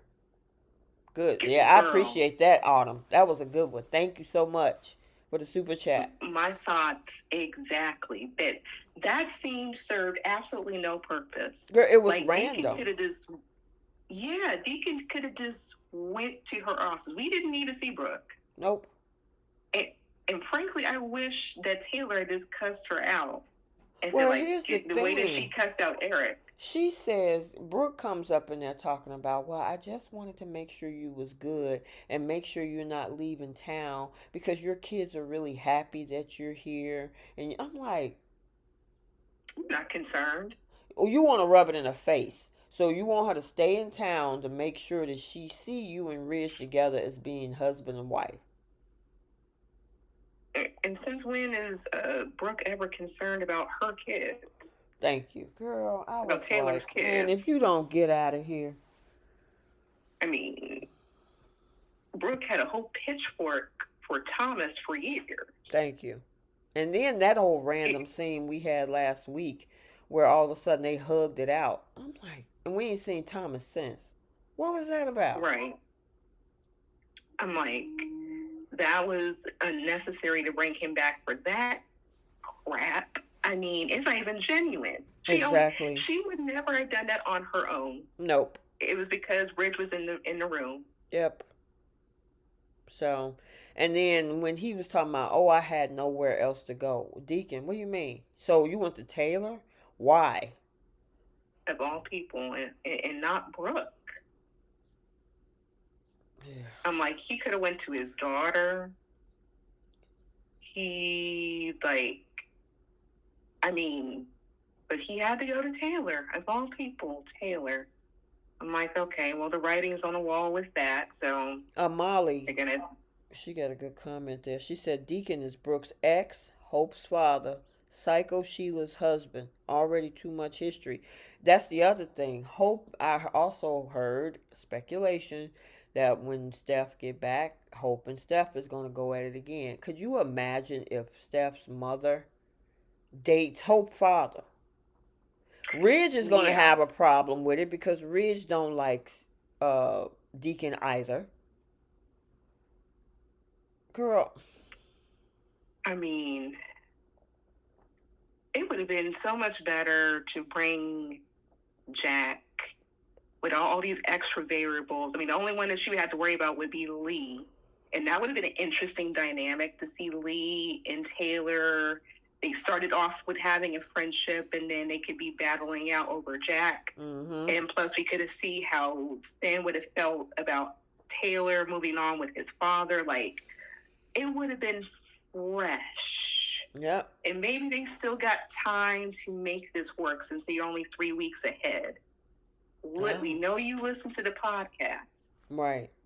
Stop putting this woman with Brooke's exes and vice versa. Like, they don't need to share a man every single time. Let her have her own man. Yep, I agree. I totally agree. Yeah, it's been a mosh I was gonna pit. say, Go ahead. I was gonna say Bill, but he's also Brooke's ex, and he's Katie's been ex, through and the with the way he ain't Williams. thinking about Taylor, he's trying to shoot his shot with Katie. Mm-hmm. Randomly. So, anywho. Oh Lord, we also saw the promo where she got slapped and fell over that chair. It looked like she hit her stomach. I'm wondering, but I think she'll be fine. I think she'll be fine too. Yeah. If this, because we know how the spoilers about Bob is to be lying. If they were to do something, it won't be probably to November. Right. But I think if they do a whodunit, I think it's going to be staged, and I think Sheila's going to have something to do with it, and I think that baby's going to come back, and that's probably when we'll get Luda back, especially if she's filming the other show. Tommy Smith, thank you for the super chat. He says, Mr. Sheffield and the nanny, my favorite couple, broke up. It's a sad day. It was good when it was good while it lasts. It's your fault, Kyle. Should have been honest with Claire. Keep up the good work. Thank you, Tommy. I know he was a big Claire and Kyle fan. Yeah. Oh, the nanny wants, to go to LA and be for the streets now. You're right. Yeah. Autumn and Sandra, sorry. Sandra said, Bree, Lee should be in jail and without a medical license. Why destroy this character for Luna? I honestly don't think Lee's going to be affected at all. Nope, because she's just as upset and appalled as they are.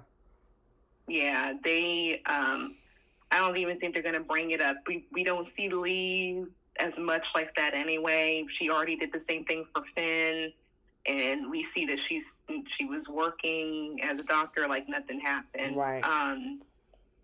I don't think anything is going to come of this. I think that she's going to be the doctor who's going to go back and forth over to Bill's house to monitor that girl's pregnancy. I do think that.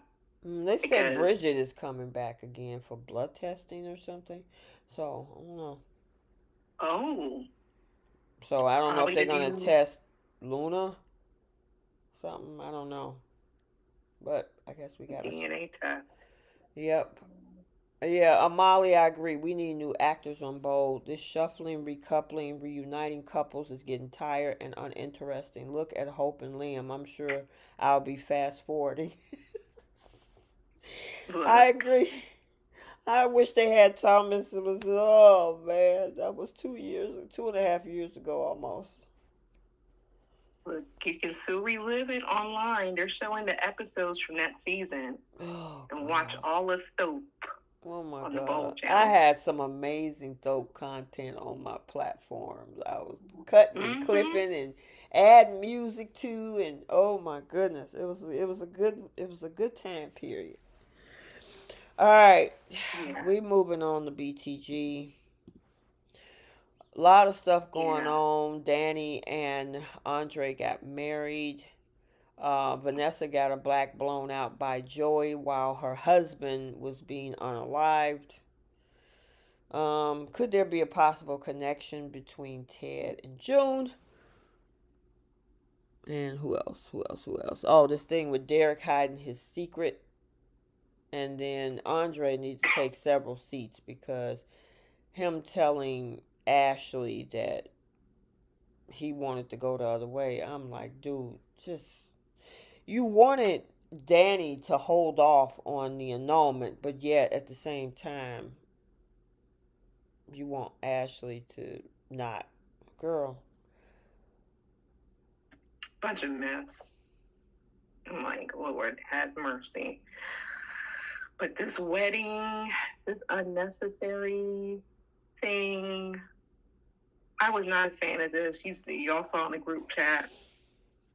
I did not want Danny and Andre to get married.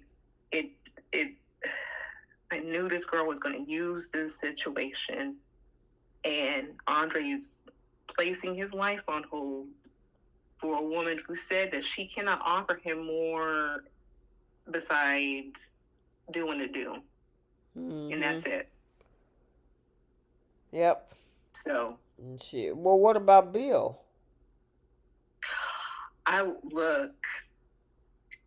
The reaction was exactly what I was expecting, and it actually worked to Danny's benefit because this man was jealous to the point where he left his briefcase. He did all this declaration that, oh, I'm all for Haley, and going over to Danny's house and saying, hey, I don't want you to think that we're going to get back together. I'm all for Haley and blah, blah, blah, blah. Then he finds out this woman is married, which, what does it matter who she moves on with? Leaves his briefcase and goes straight to this house to confront your ex-wife about what? Your children are grown.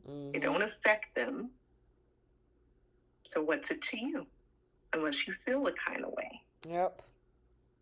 Yeah, I still think Bill have feelings, and Haley, that whole thing with Chelsea bonded these two together again, so much so that Naomi was trying to check her father when she should be trying to say something to her mother.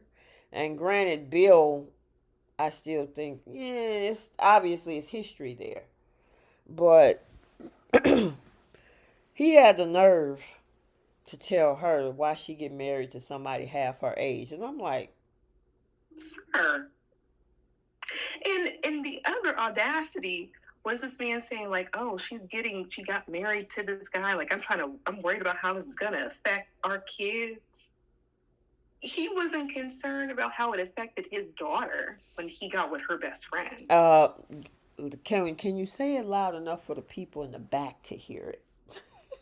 This man was not concerned when he got with his daughter's best friend. Correct. And was throwing it into Dupree's face and said that it didn't matter and had no problem having a relationship with his daughters or Haley.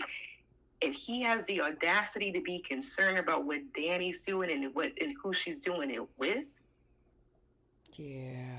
And how it's going to affect the kids. You cut your daughter.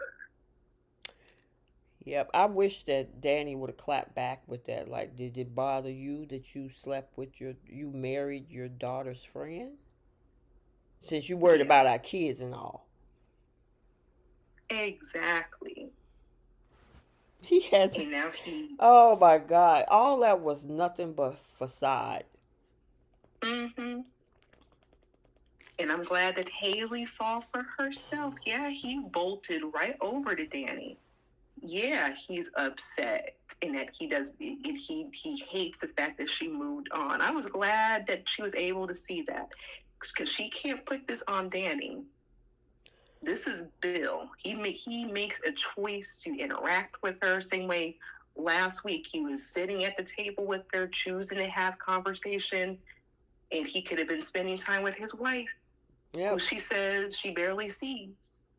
Her husband. So I gotta go back to what you were saying about that wedding was random, but I gotta give a shout out to Tamara Tooney when she played the knockoff Anita.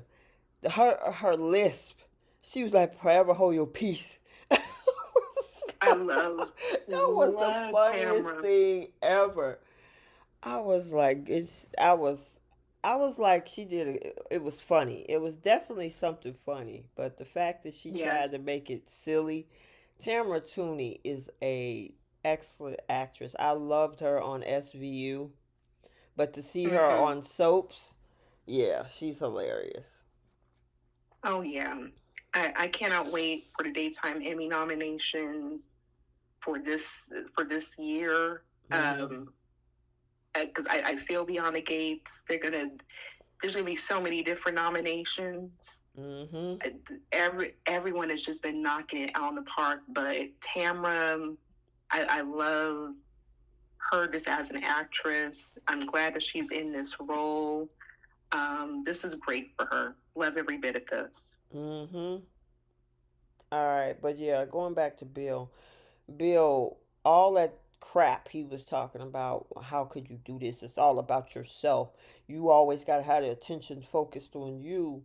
What do you think this is going to do to our daughters after everything? And you're projecting, sir. Because it was all about you and Haley back in March, April, and May. And how it affected your daughters. I mean, you were sleeping and sneaking around with her best friend. Where was the concern for Naomi when you were Here's the other thing, Bree. He was still married. She's single now. Yeah. So what's the problem, Bill? And this man was cheating throughout didn't care about how it was his wife and his daughters then either. Bree, your phone is breaking up. It's breaking up? Yeah, it's going in and out. Hello? Can you hear me? Yeah. Okay, it's clear now. Go ahead. Yeah, but I'm like, this man, he wasn't concerned about how his daughters felt or his wife at the time it felt when he was cheating. Nope. Not at all. So, I mean, for him to have all this concern now for how it affected his grown children. And he just told his kids to just deal with him. Even especially when they found out she was pregnant. Exactly. You were saying sorry, not sorry. So yeah, he's gonna take a seat today. He can take all the seats. Yep. But Daddy got what she wanted, though. Mm-hmm. She looked at that man like, got him. Yep. Because she was embarrassed at first. She's like, oh my gosh, I don't want my family to know. No, you don't want Bill to know that you moved on. Mm-hmm. But now you see his reaction. Now you want to stay married.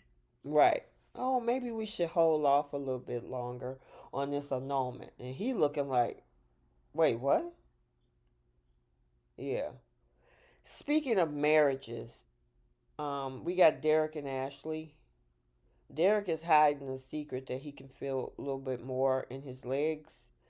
And being that Ashley proposed to him, he wants to. He gave her a ring, but he don't want to tell her. Now some parts of what he said does make sense. He don't want to get false hopes. But do you think Right. that he should go ahead and tell her? What is he afraid of? That she's gonna leave? I think it's his insecurity. I think in the back of his mind, he's thinking that she's only there because he got injured. Because you saw how she just did a 180 when he showed up at the hospital and said, like, oh my gosh, I love you. And I should have never left you and blah, blah, blah, blah. When the Mm-hmm. day prior, she was thinking about Andre, all for Andre, and broke this man's heart and then call herself trying to be jealous about him and Shanice moving on. She's been playing way too many games. Mm-hmm. And I can understand why he wants to be on guard with her as much as he wants her. Mm-hmm. But I think maybe he's just trying to see if he can get things back on track and he can see for himself that she wants him, and it's not just a circumstance that she's just choosing to throw herself in just to be around him. Yeah, I don't. To me, they're a boring couple, but he's I trying can't to stand hang on, Ashley. huh? I can't stand Ashley. Yeah, Ashley is all over the place. She's Like, another one that wanted to be like Claire and experience the streets. yes, that is true. Oh, and turn down Paris. Mm-hmm. But I mean, the thing is that remember she was like, I don't know if I'm ready to settle down. It's a big world out there. Maybe I need to experience the wild side. And I'm like, okay.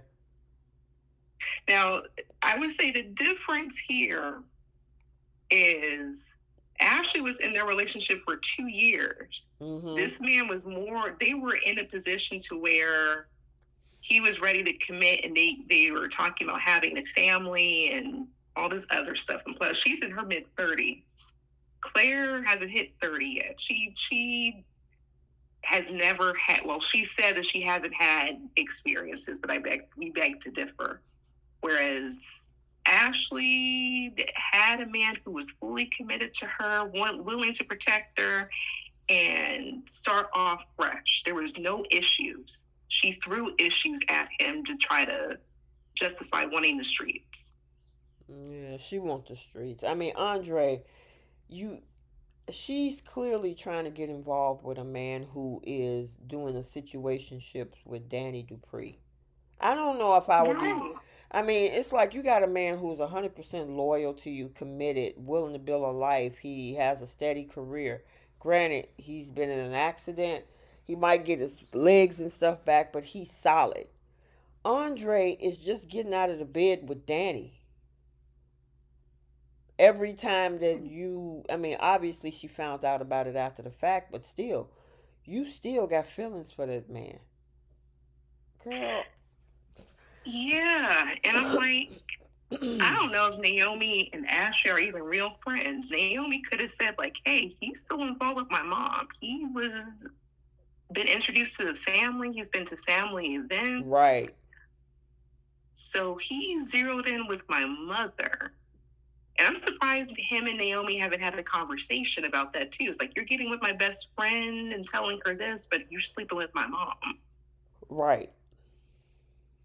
Yeah. And maybe that might come down later as the storyline progresses, especially since he's married to Danny. Yeah, it could. But you would think that, Ashley's best friend would kind of give her the heads up and said, maybe you need to focus on Derek because, yeah, Derek is out in the streets with my mom. Right.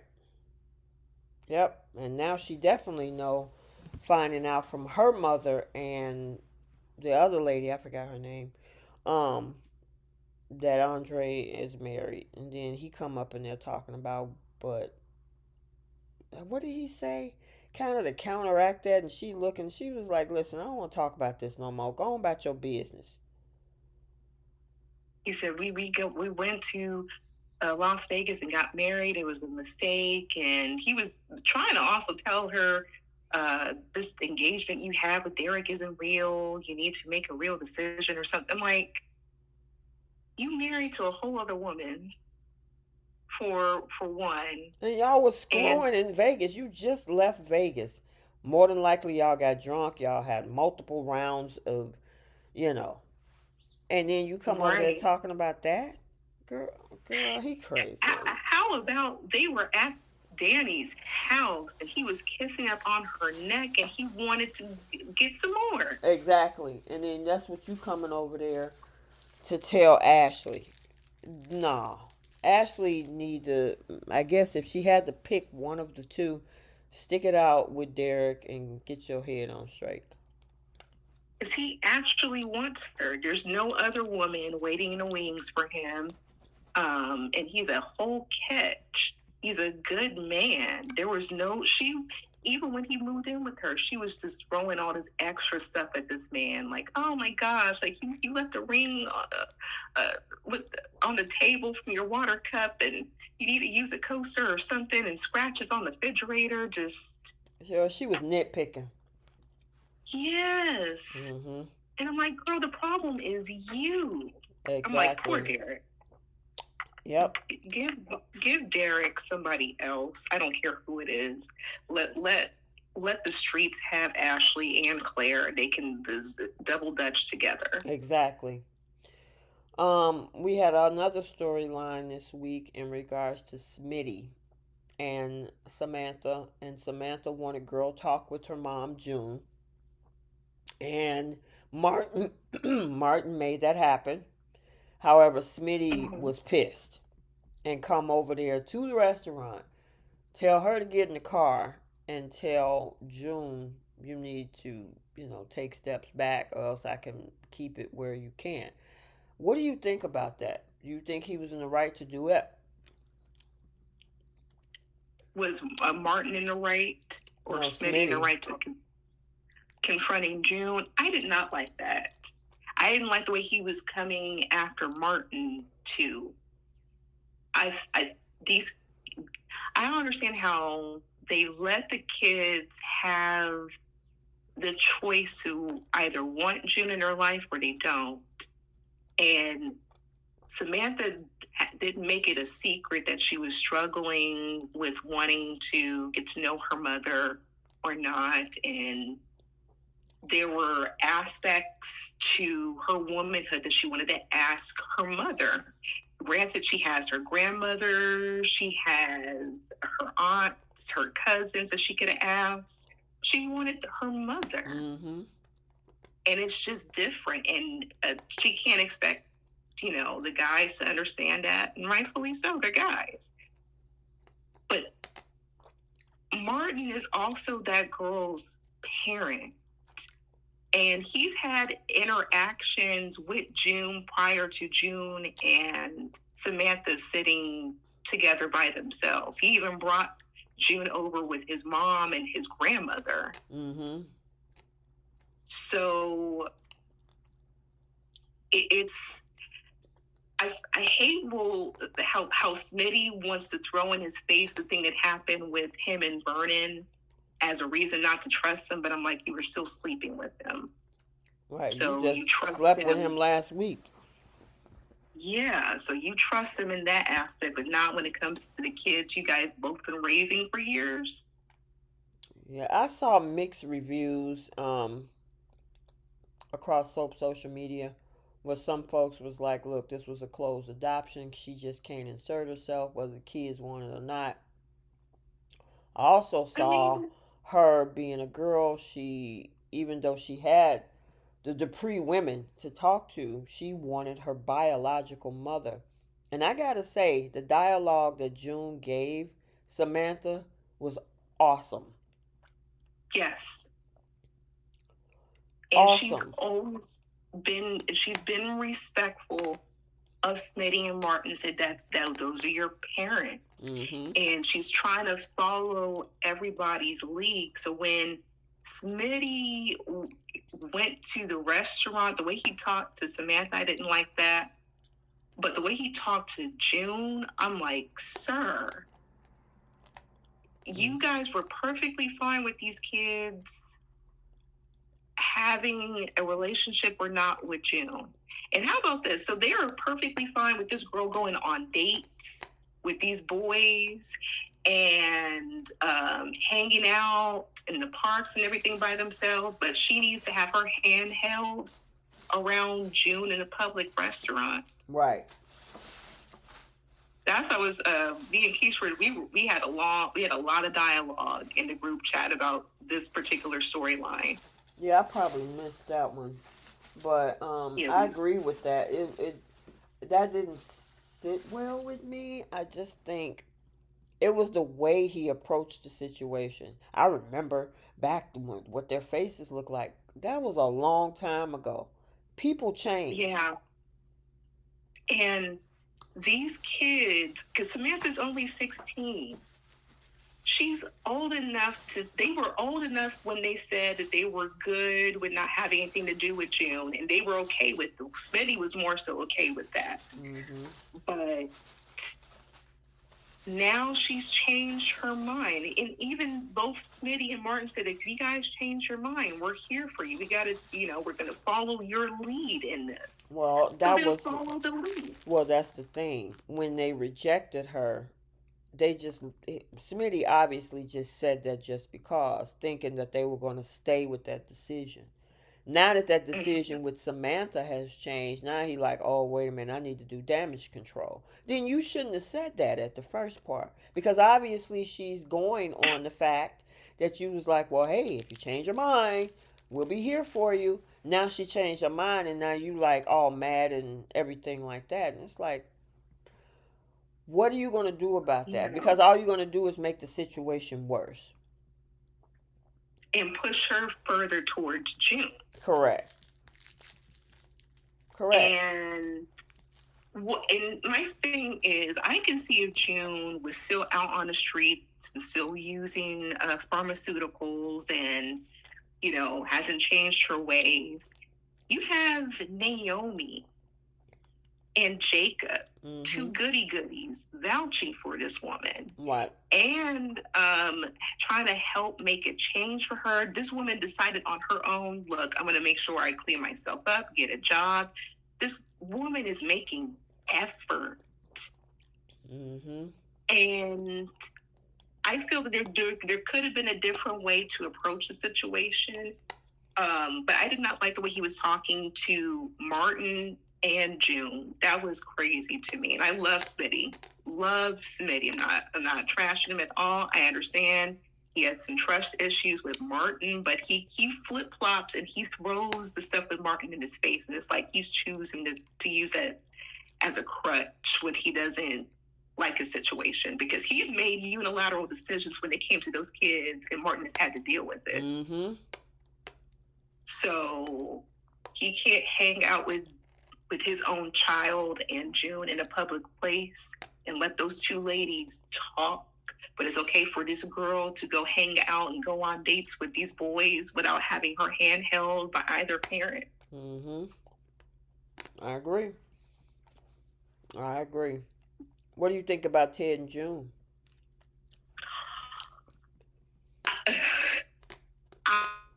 I was cracking up at the fact that he didn't know who this was, and this proved for me that he's not in his kid's life or his grandkids' life.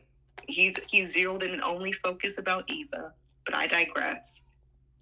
But the chemistry between those two, I absolutely loved it. And the actress who plays June is beautiful. You Yeah. seen pictures of her online? I follow her on Instagram. Like wears little to no makeup. She is stunning. Mm-hmm. I think when she pulls herself together and we get to see more scenes of her and Ted, I would be here for that more than him and Leslie, even though they deserve each other. But the interactions between those two, that was so like sweet and endearing. I really hope we get more scenes like that. Mm-hmm. And maybe that's the reason why we haven't seen him involved with the stuff going on with Martin and his kids. Yeah, the way she looked at Ted, she's really Yeah. attracted to him. And just Yeah, even the he picture I have on the screen with that big old bright smile she has. yeah, that was they would be a beautiful couple together.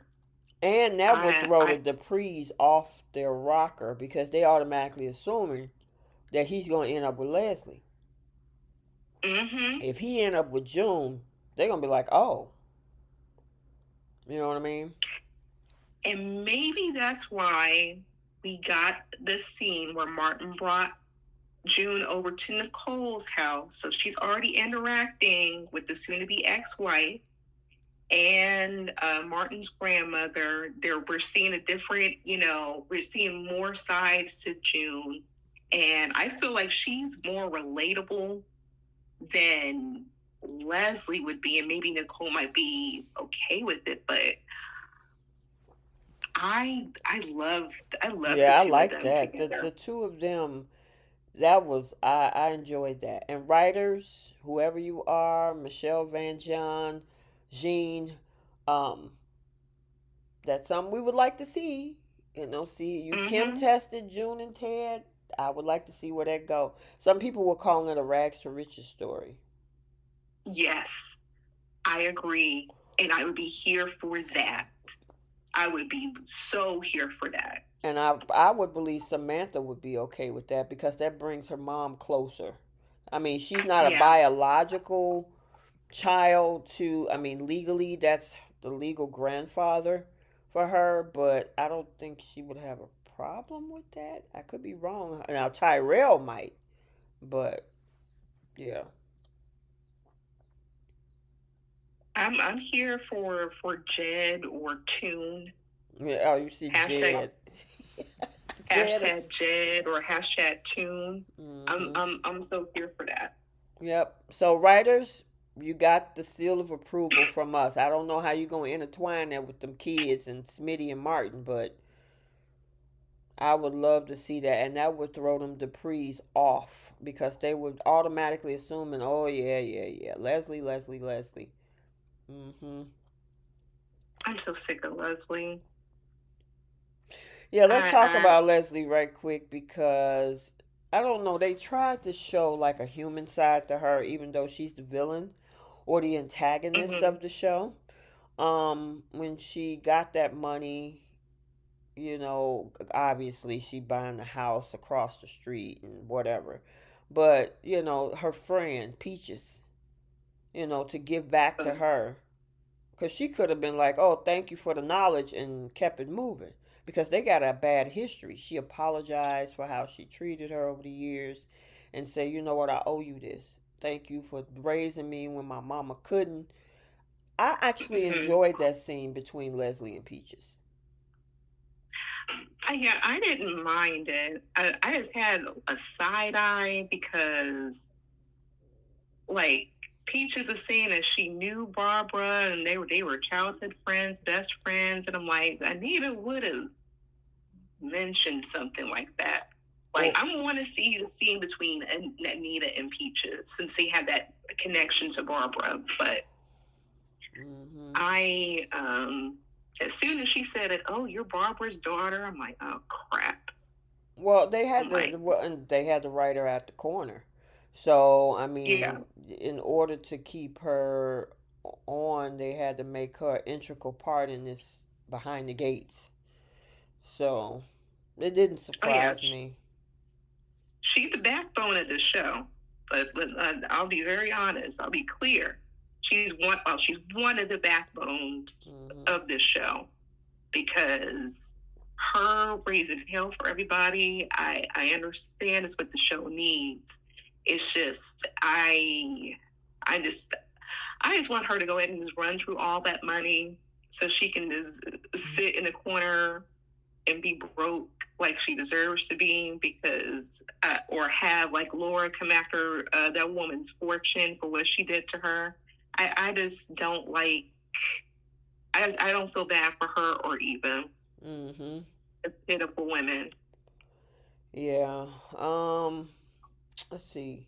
Did we get any? We got a little bit of. Did we get Cat and Tomas this week? No. Or did we? No, I No. don't think so. Okay, so none of that. Um, and then we gotta talk about Doug, Vanessa, and Joey. Mm, mm, mm.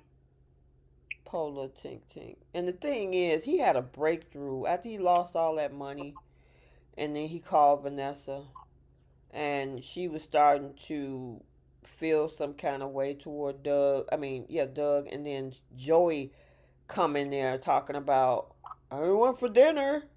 He knew exactly what he was doing. And of Mm, course, Doug mm, heard him, went back in to drink some more. Maybe the detective Malone got a little bit of something from Jordan put in his drink and he couldn't see straight. yeah, he he said like, "Oh, you're not even going to remember any of this." So I wonder if the toxicology report's going to show that there was something in his drink. Well, according Um, to the spoilers next week, Vanessa is definitely going to have some conversations with Jacob about finding out truths. So, mm, Now, me personally, and we're going to see this later down the line, but this, however the storyline is going to progress. Even if she found out Joey's involvement, I don't think that's going to stop this woman from sleeping with this man. probably not. But her son is coming to town. But the question is if her son is going to find out all about this stuff. I think he will. I don't think it's going to stop anything. I think she'll probably pretend like she's stopping her involvement, but she got an addiction to this man. I mean, to the point where this man has given it to her 4 times, back to back to back, and she can't get enough of it. Cheryl All said, that "What if moaning. Doug isn't really dead but hiding out with Randy?" Well, according to the writers and the actor that plays, I forgot his name, something Graham, um, Jason Graham. Jason Graham, that he is done after his few several months over at Beyond the Gate. Yeah, Doug is gone. He gone. He gone. he gone. Mm. But And the writing was on the wall, though. yeah, I mean that was that part when it was like his last final, like, you know what, I messed up. I need to get my life right. I want to take you on this second honeymoon. I was wrong for putting you in a situation. Let's just do us. And then Joey had to open his mouth, and that just threw everything. He came right back in there. Malone was like, "Yeah, well, you go. You can't take this." And you see how much money he won. I think they did that just to give him his last pleasure. Yep. And then Mm-hmm. he took the money back and said, "Well, where you going? You ain't gonna need it." Yep. Oh man, that was so sad. And they said it was a car accident and he was hit by was it a semi truck or something? Girl. I was like, sheesh. And I'm then like, they're was there talking like about did he a feel it? No, it was on impact, so he didn't suffer. I was like, God, dog. yeah, so there had to be like a brick or something on the gas pedal. I believe that Cause man they was dead before that accident happened. That's probably what Jacob is going to find out. oh ooh, that's a good point Because, you know, too. that drink, he was out of it. Who's to say that drink didn't poison him? and he was they put him in that car, set the car in the middle of the street or something, or pushed the car in the middle of the street or something, and boom, you know what I mean? Yeah. Oh, that's a good point. Oh, wow. So I'm And then curious it to could have find out been what Jacob gonna come up with, and Malone is trying to get him out of that case. sleep at the wheel and then like a brick at the is it on the gas pedal, approaching it, something like that. Mm. Yeah. Shows you've been watching long. Right, exactly. But but there was a spicy side to this Joey Vanessa thing. Y'all, when y'all heard her get the big O and she was screaming up in there, I was shocked that they actually had that on daytime TV. I was like, is this Cinemax? What is this? I mean, they didn't show nothing else, but they probably I don't know the actress name, I forgot her name, that plays Vanessa, but they probably say you got to make it sound good. Look, she was knocking it out the park this whole week. The actress who plays Vanessa, I was like, okay, but with this particular scene, she talking about let's go for round 4. I was like, Right. good God. Right. Like Joey's doing all of this. Like I can say, like I guess this is why she addicted to this man. Girl, that was crazy. All right, did we cover everything? I'm trying to think. I think we did. Okay. We had that little crappy scene with Leslie and Eva telling her go after Tomas and like, yeah, please get him away from Kat. Yeah, just go ahead. Go get him. And from what I saw next week, as a spoiler, it says something about how Eva is going to dispel his insecurities. So I don't know what that means, but I guess any insecurities that he thought he had with Kat, she's going to dispel those insecurities that he's going to, with her. So. Oh, so sounds like he's getting a second opinion. Yes. But I think they got better. To me, honestly, I think Tomas and Eva have better chemistry anyway. Oh, absolutely. By all means. And she had the nerve to say, like, he's not an opportunist. I'm like, the lies. That's his legal name. But that's because she's an opportunist. So, I mean, two opportunists, they don't think they're being an opportunist. I'm like, they both can kick rocks. Please get him over to Eva and get him away from Kat. And then let the new guy come on that came from Sisters, and maybe she can get with him. And he's a fine look. The guy about to play Jacob's brother, he is fine. Well, oh, wow. Oof. We shall see. All right, you guys, let's get into our final segments, and we're going to wrap this up because I know y'all want to get into your Saturday, and I know I got to get moving soon. So, we got our final segments, Flip the Script, Who's Taking Several Seats, Star of the Week, Pickle of the Week, and Simple Olympics. So, Miss Bree, what are you flipping for Y&R?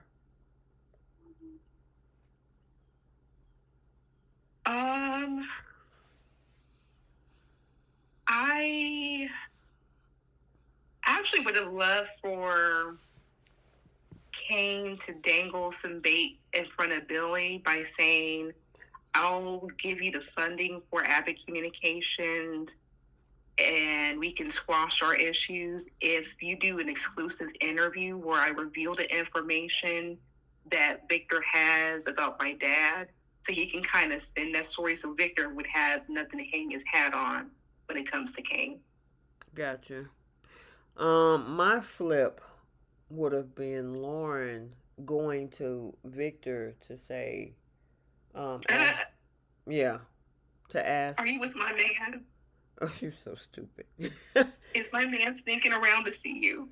Yeah, my flip would have been for her to just play it off and be like, listen, You know, I understand he's working. I don't know if he's working for Kane, but I'm glad he's not working for you. And Victor be like, but wait, he is working for me. Catch him Yep. up in that liar. Catch him up in that lie. What you flipping for bold? Um, we didn't need that Brooke and Taylor scene. Yeah, and I don't want my flip is not to have Deacon with. Yeah, I see. I know some people in the chat is thinking nothing's gonna come from the Deacon and Taylor thing, but it's just way too random for them not to go somewhere with this. I don't want it. I don't see the chemistry. Excommunicated out. Get her with somebody else. Bring Jack back. That's my flip. Please. All Now right. we're only 3 weeks ahead. You can make that happen. I know, right? Flip on BTG. Um, I would have loved for Haley to have followed Bill with the briefcase so she can see that he went over to Danny's house. Okay. And I wish we could have got that kiss this week, but we'll get it next week. Yes, we will. Um, unless it's a dream.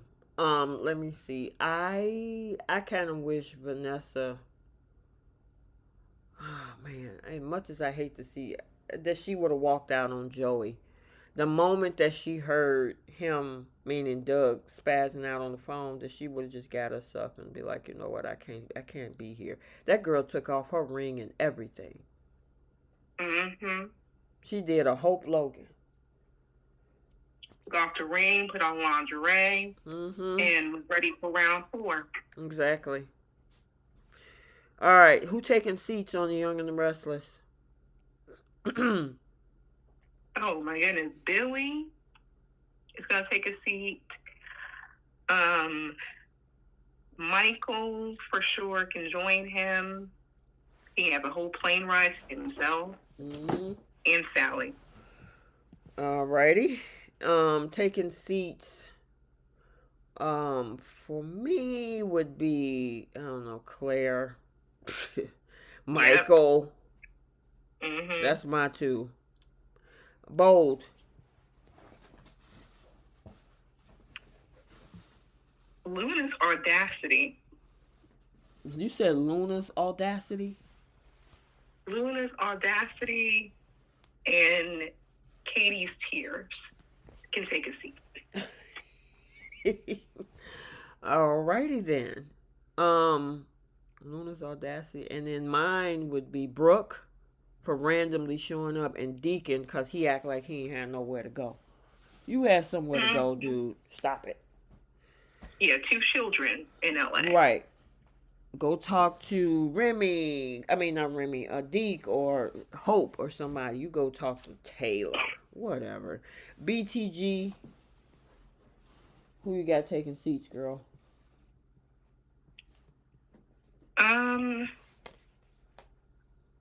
Danny and Audra. Danny and Andre. Okay. Yeah, this was so stupid. I'm gonna have I'm gonna have Vanessa take a seat. I mean, because she's just all over the place, and I don't know. Even though I enjoyed that little scene, because the writers decided to throw that little extra spice in there, but yeah, poor Doug. And I'm gonna have Bill take a seat because the audacity. He has a lot of nerve. All that projecting that he's doing, where he's sitting up there talking about he worried about his kids and how this will affect, and she marrying somebody half her age. Dude, you speaking about yourself, okay? Mm-hmm. So stop it. And even worse. Even worse, exactly. All right, star of the week.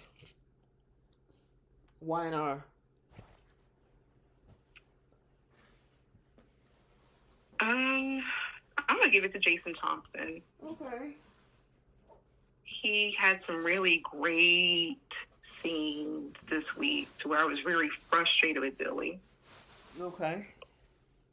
Um, I'll give it to. Oh man, I'll give it to Christian LeBlanc because that man, he is definitely, the way he deflected that whole situation was insane. And still told a half truth and then end up getting fired. He plays a very good sound. Very good. Yes, he does. That's a whole art form. Like, Exactly. good for him. All right, star bold. Um, Sean Kenan or Sean Keenan. I can't pronounce his last name, but the guy he plays Deacon. Mm-hmm. Great scenes. I got yeah, I give you that. I was gonna say somebody else, but I don't like the role that she's playing. But the girl know how to get under Bill and Katie's skin. Oh, Lisa Yamada. That girl, and she played in other movies and stuff, like Lifetime movies and stuff. She's perfect for the other channels. You know what I mean? Yeah, I think she did like Pretty Little Liars or something. Yeah, girl. She's definitely. Go ahead. Was it Cruel Summer or Cruel Intentions? Something like that. Or something. Yeah, she plays the villain like nobody else can. Well, except for she better win Trisha Mann. Yep. But this Lisa better win the Emmys next month. That's all I gotta say. I know, right? All right. Go ahead. I'm sorry. I thought you were saying. That we're just a couple of weeks away from the Emmys. Nice. All right, and then star BTG. I'm gonna give it to the girl that played June. Okay. Because she did excellent with that scene with Samantha. I'm gonna give it to Laura Bogoli. She plays Vanessa McBride. Oh, that's her name? Yeah, her name is Laura Bogoli. And incredible actress. I love Vanessa. That's one of my favorite characters on the show. But her scenes, her emotions this week, the way that she broke down, like, and the way that she also handles Leslie, I loved every bit of this actress's work. So great scenes by her. All righty. And then pickle of the week, Y&R. Oh, Michael. You're just going to sit there and protect Victor. You can't be honest with your side chick. I'm going to give it to Jack for being stupid. For trying to sign up with Victor knowing that you walking, instead of getting with Kane, you're walking right into the line of fire. Yep. You know, that was dumb. I understand you scared of Kane, but I think you should be more wondering what Victor gonna do to you. Exactly. Who will forever plot against you and your family. Exactly. But you want to just walk the plank and head right to him. Okay. Girl, walk right into the shark's mouth. Mm-hmm. Crazy. All right, and then BTG Pickle. We forgot Bold Pickle. Oh, Bold Pickle. I'm sorry. Go ahead. The Bold Pickle will be the writing. Yeah, girl, please. Oof. Like, they've been in the same clothes for 2 weeks. Nothing's shifting. Nothing's moving forward. Right. And, yeah. Okay. That would be mine. Bold Pickle for me is Brooke. Why'd you don't even need to be there. What you coming there to rub that in that girl's face only to tell her, don't leave, by the way. Don't leave. Like she care. Right. You don't care, ma'am. You don't. All right, and now BTG.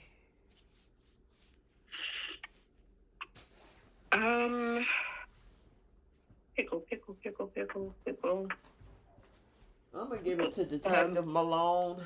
You know you killed that man, and then you trying to tell Jacob go find something to do. Cause you trying to keep that up on the wraps and off your tail. Yeah, that would be mine. All right, and then your Simp Olympics, of course. course, Michael is always at the top. I mean, he earns it week by week, and we keep thinking of, we're trying to think of like when to surpass Cosmic at this point. But let's see. If I were to give bronze, I'm gonna give that to Sally for even believing in Billy. And if I were to give silver, that's Kyle. Gold,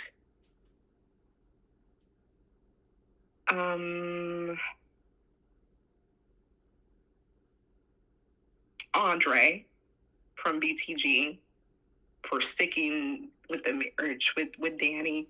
But platinum, cosmic, intergalactical goes to Michael. Of course it does, girl. Michael takes the cake every time. And I agree with your other ones. I gotta give it to Danny. Danny is going through all this just to get back with a man who clearly has a checkered history with her. Yet at the same time wants to bet and talk trash about Ted. But you getting with the he slept with somebody twice. I have to say twice now. Well, but your husband, he was cheating through the whole marriage, and you still want him back. So yeah, she gets the gold for me. Yeah, Danny and Audrey can share gold since they're the married couple now. Right. Now my silver, I'm gonna get a Kyle, and bronze. Who would I give bronze to? That's a tough one. I'm gonna give it to Bill. He used a situation like this to try to shoot his shot with Katie. Yeah. I'm like, man, please. This ain't the time. You talk about getting back with Katie some other time. Right now, your son has been taken advantage of, and this might be a baby on the way. Yeah. So, all right, girl. It was a good one. We got through it. 2.5 hours. Yeah. Yes, we did. Wait a minute. You guys. It was 2.5. Yep, I had to make sure. Looking at the clock. Go ahead, girl. Yeah, everyone can enjoy their weekend. They can listen to us on replay.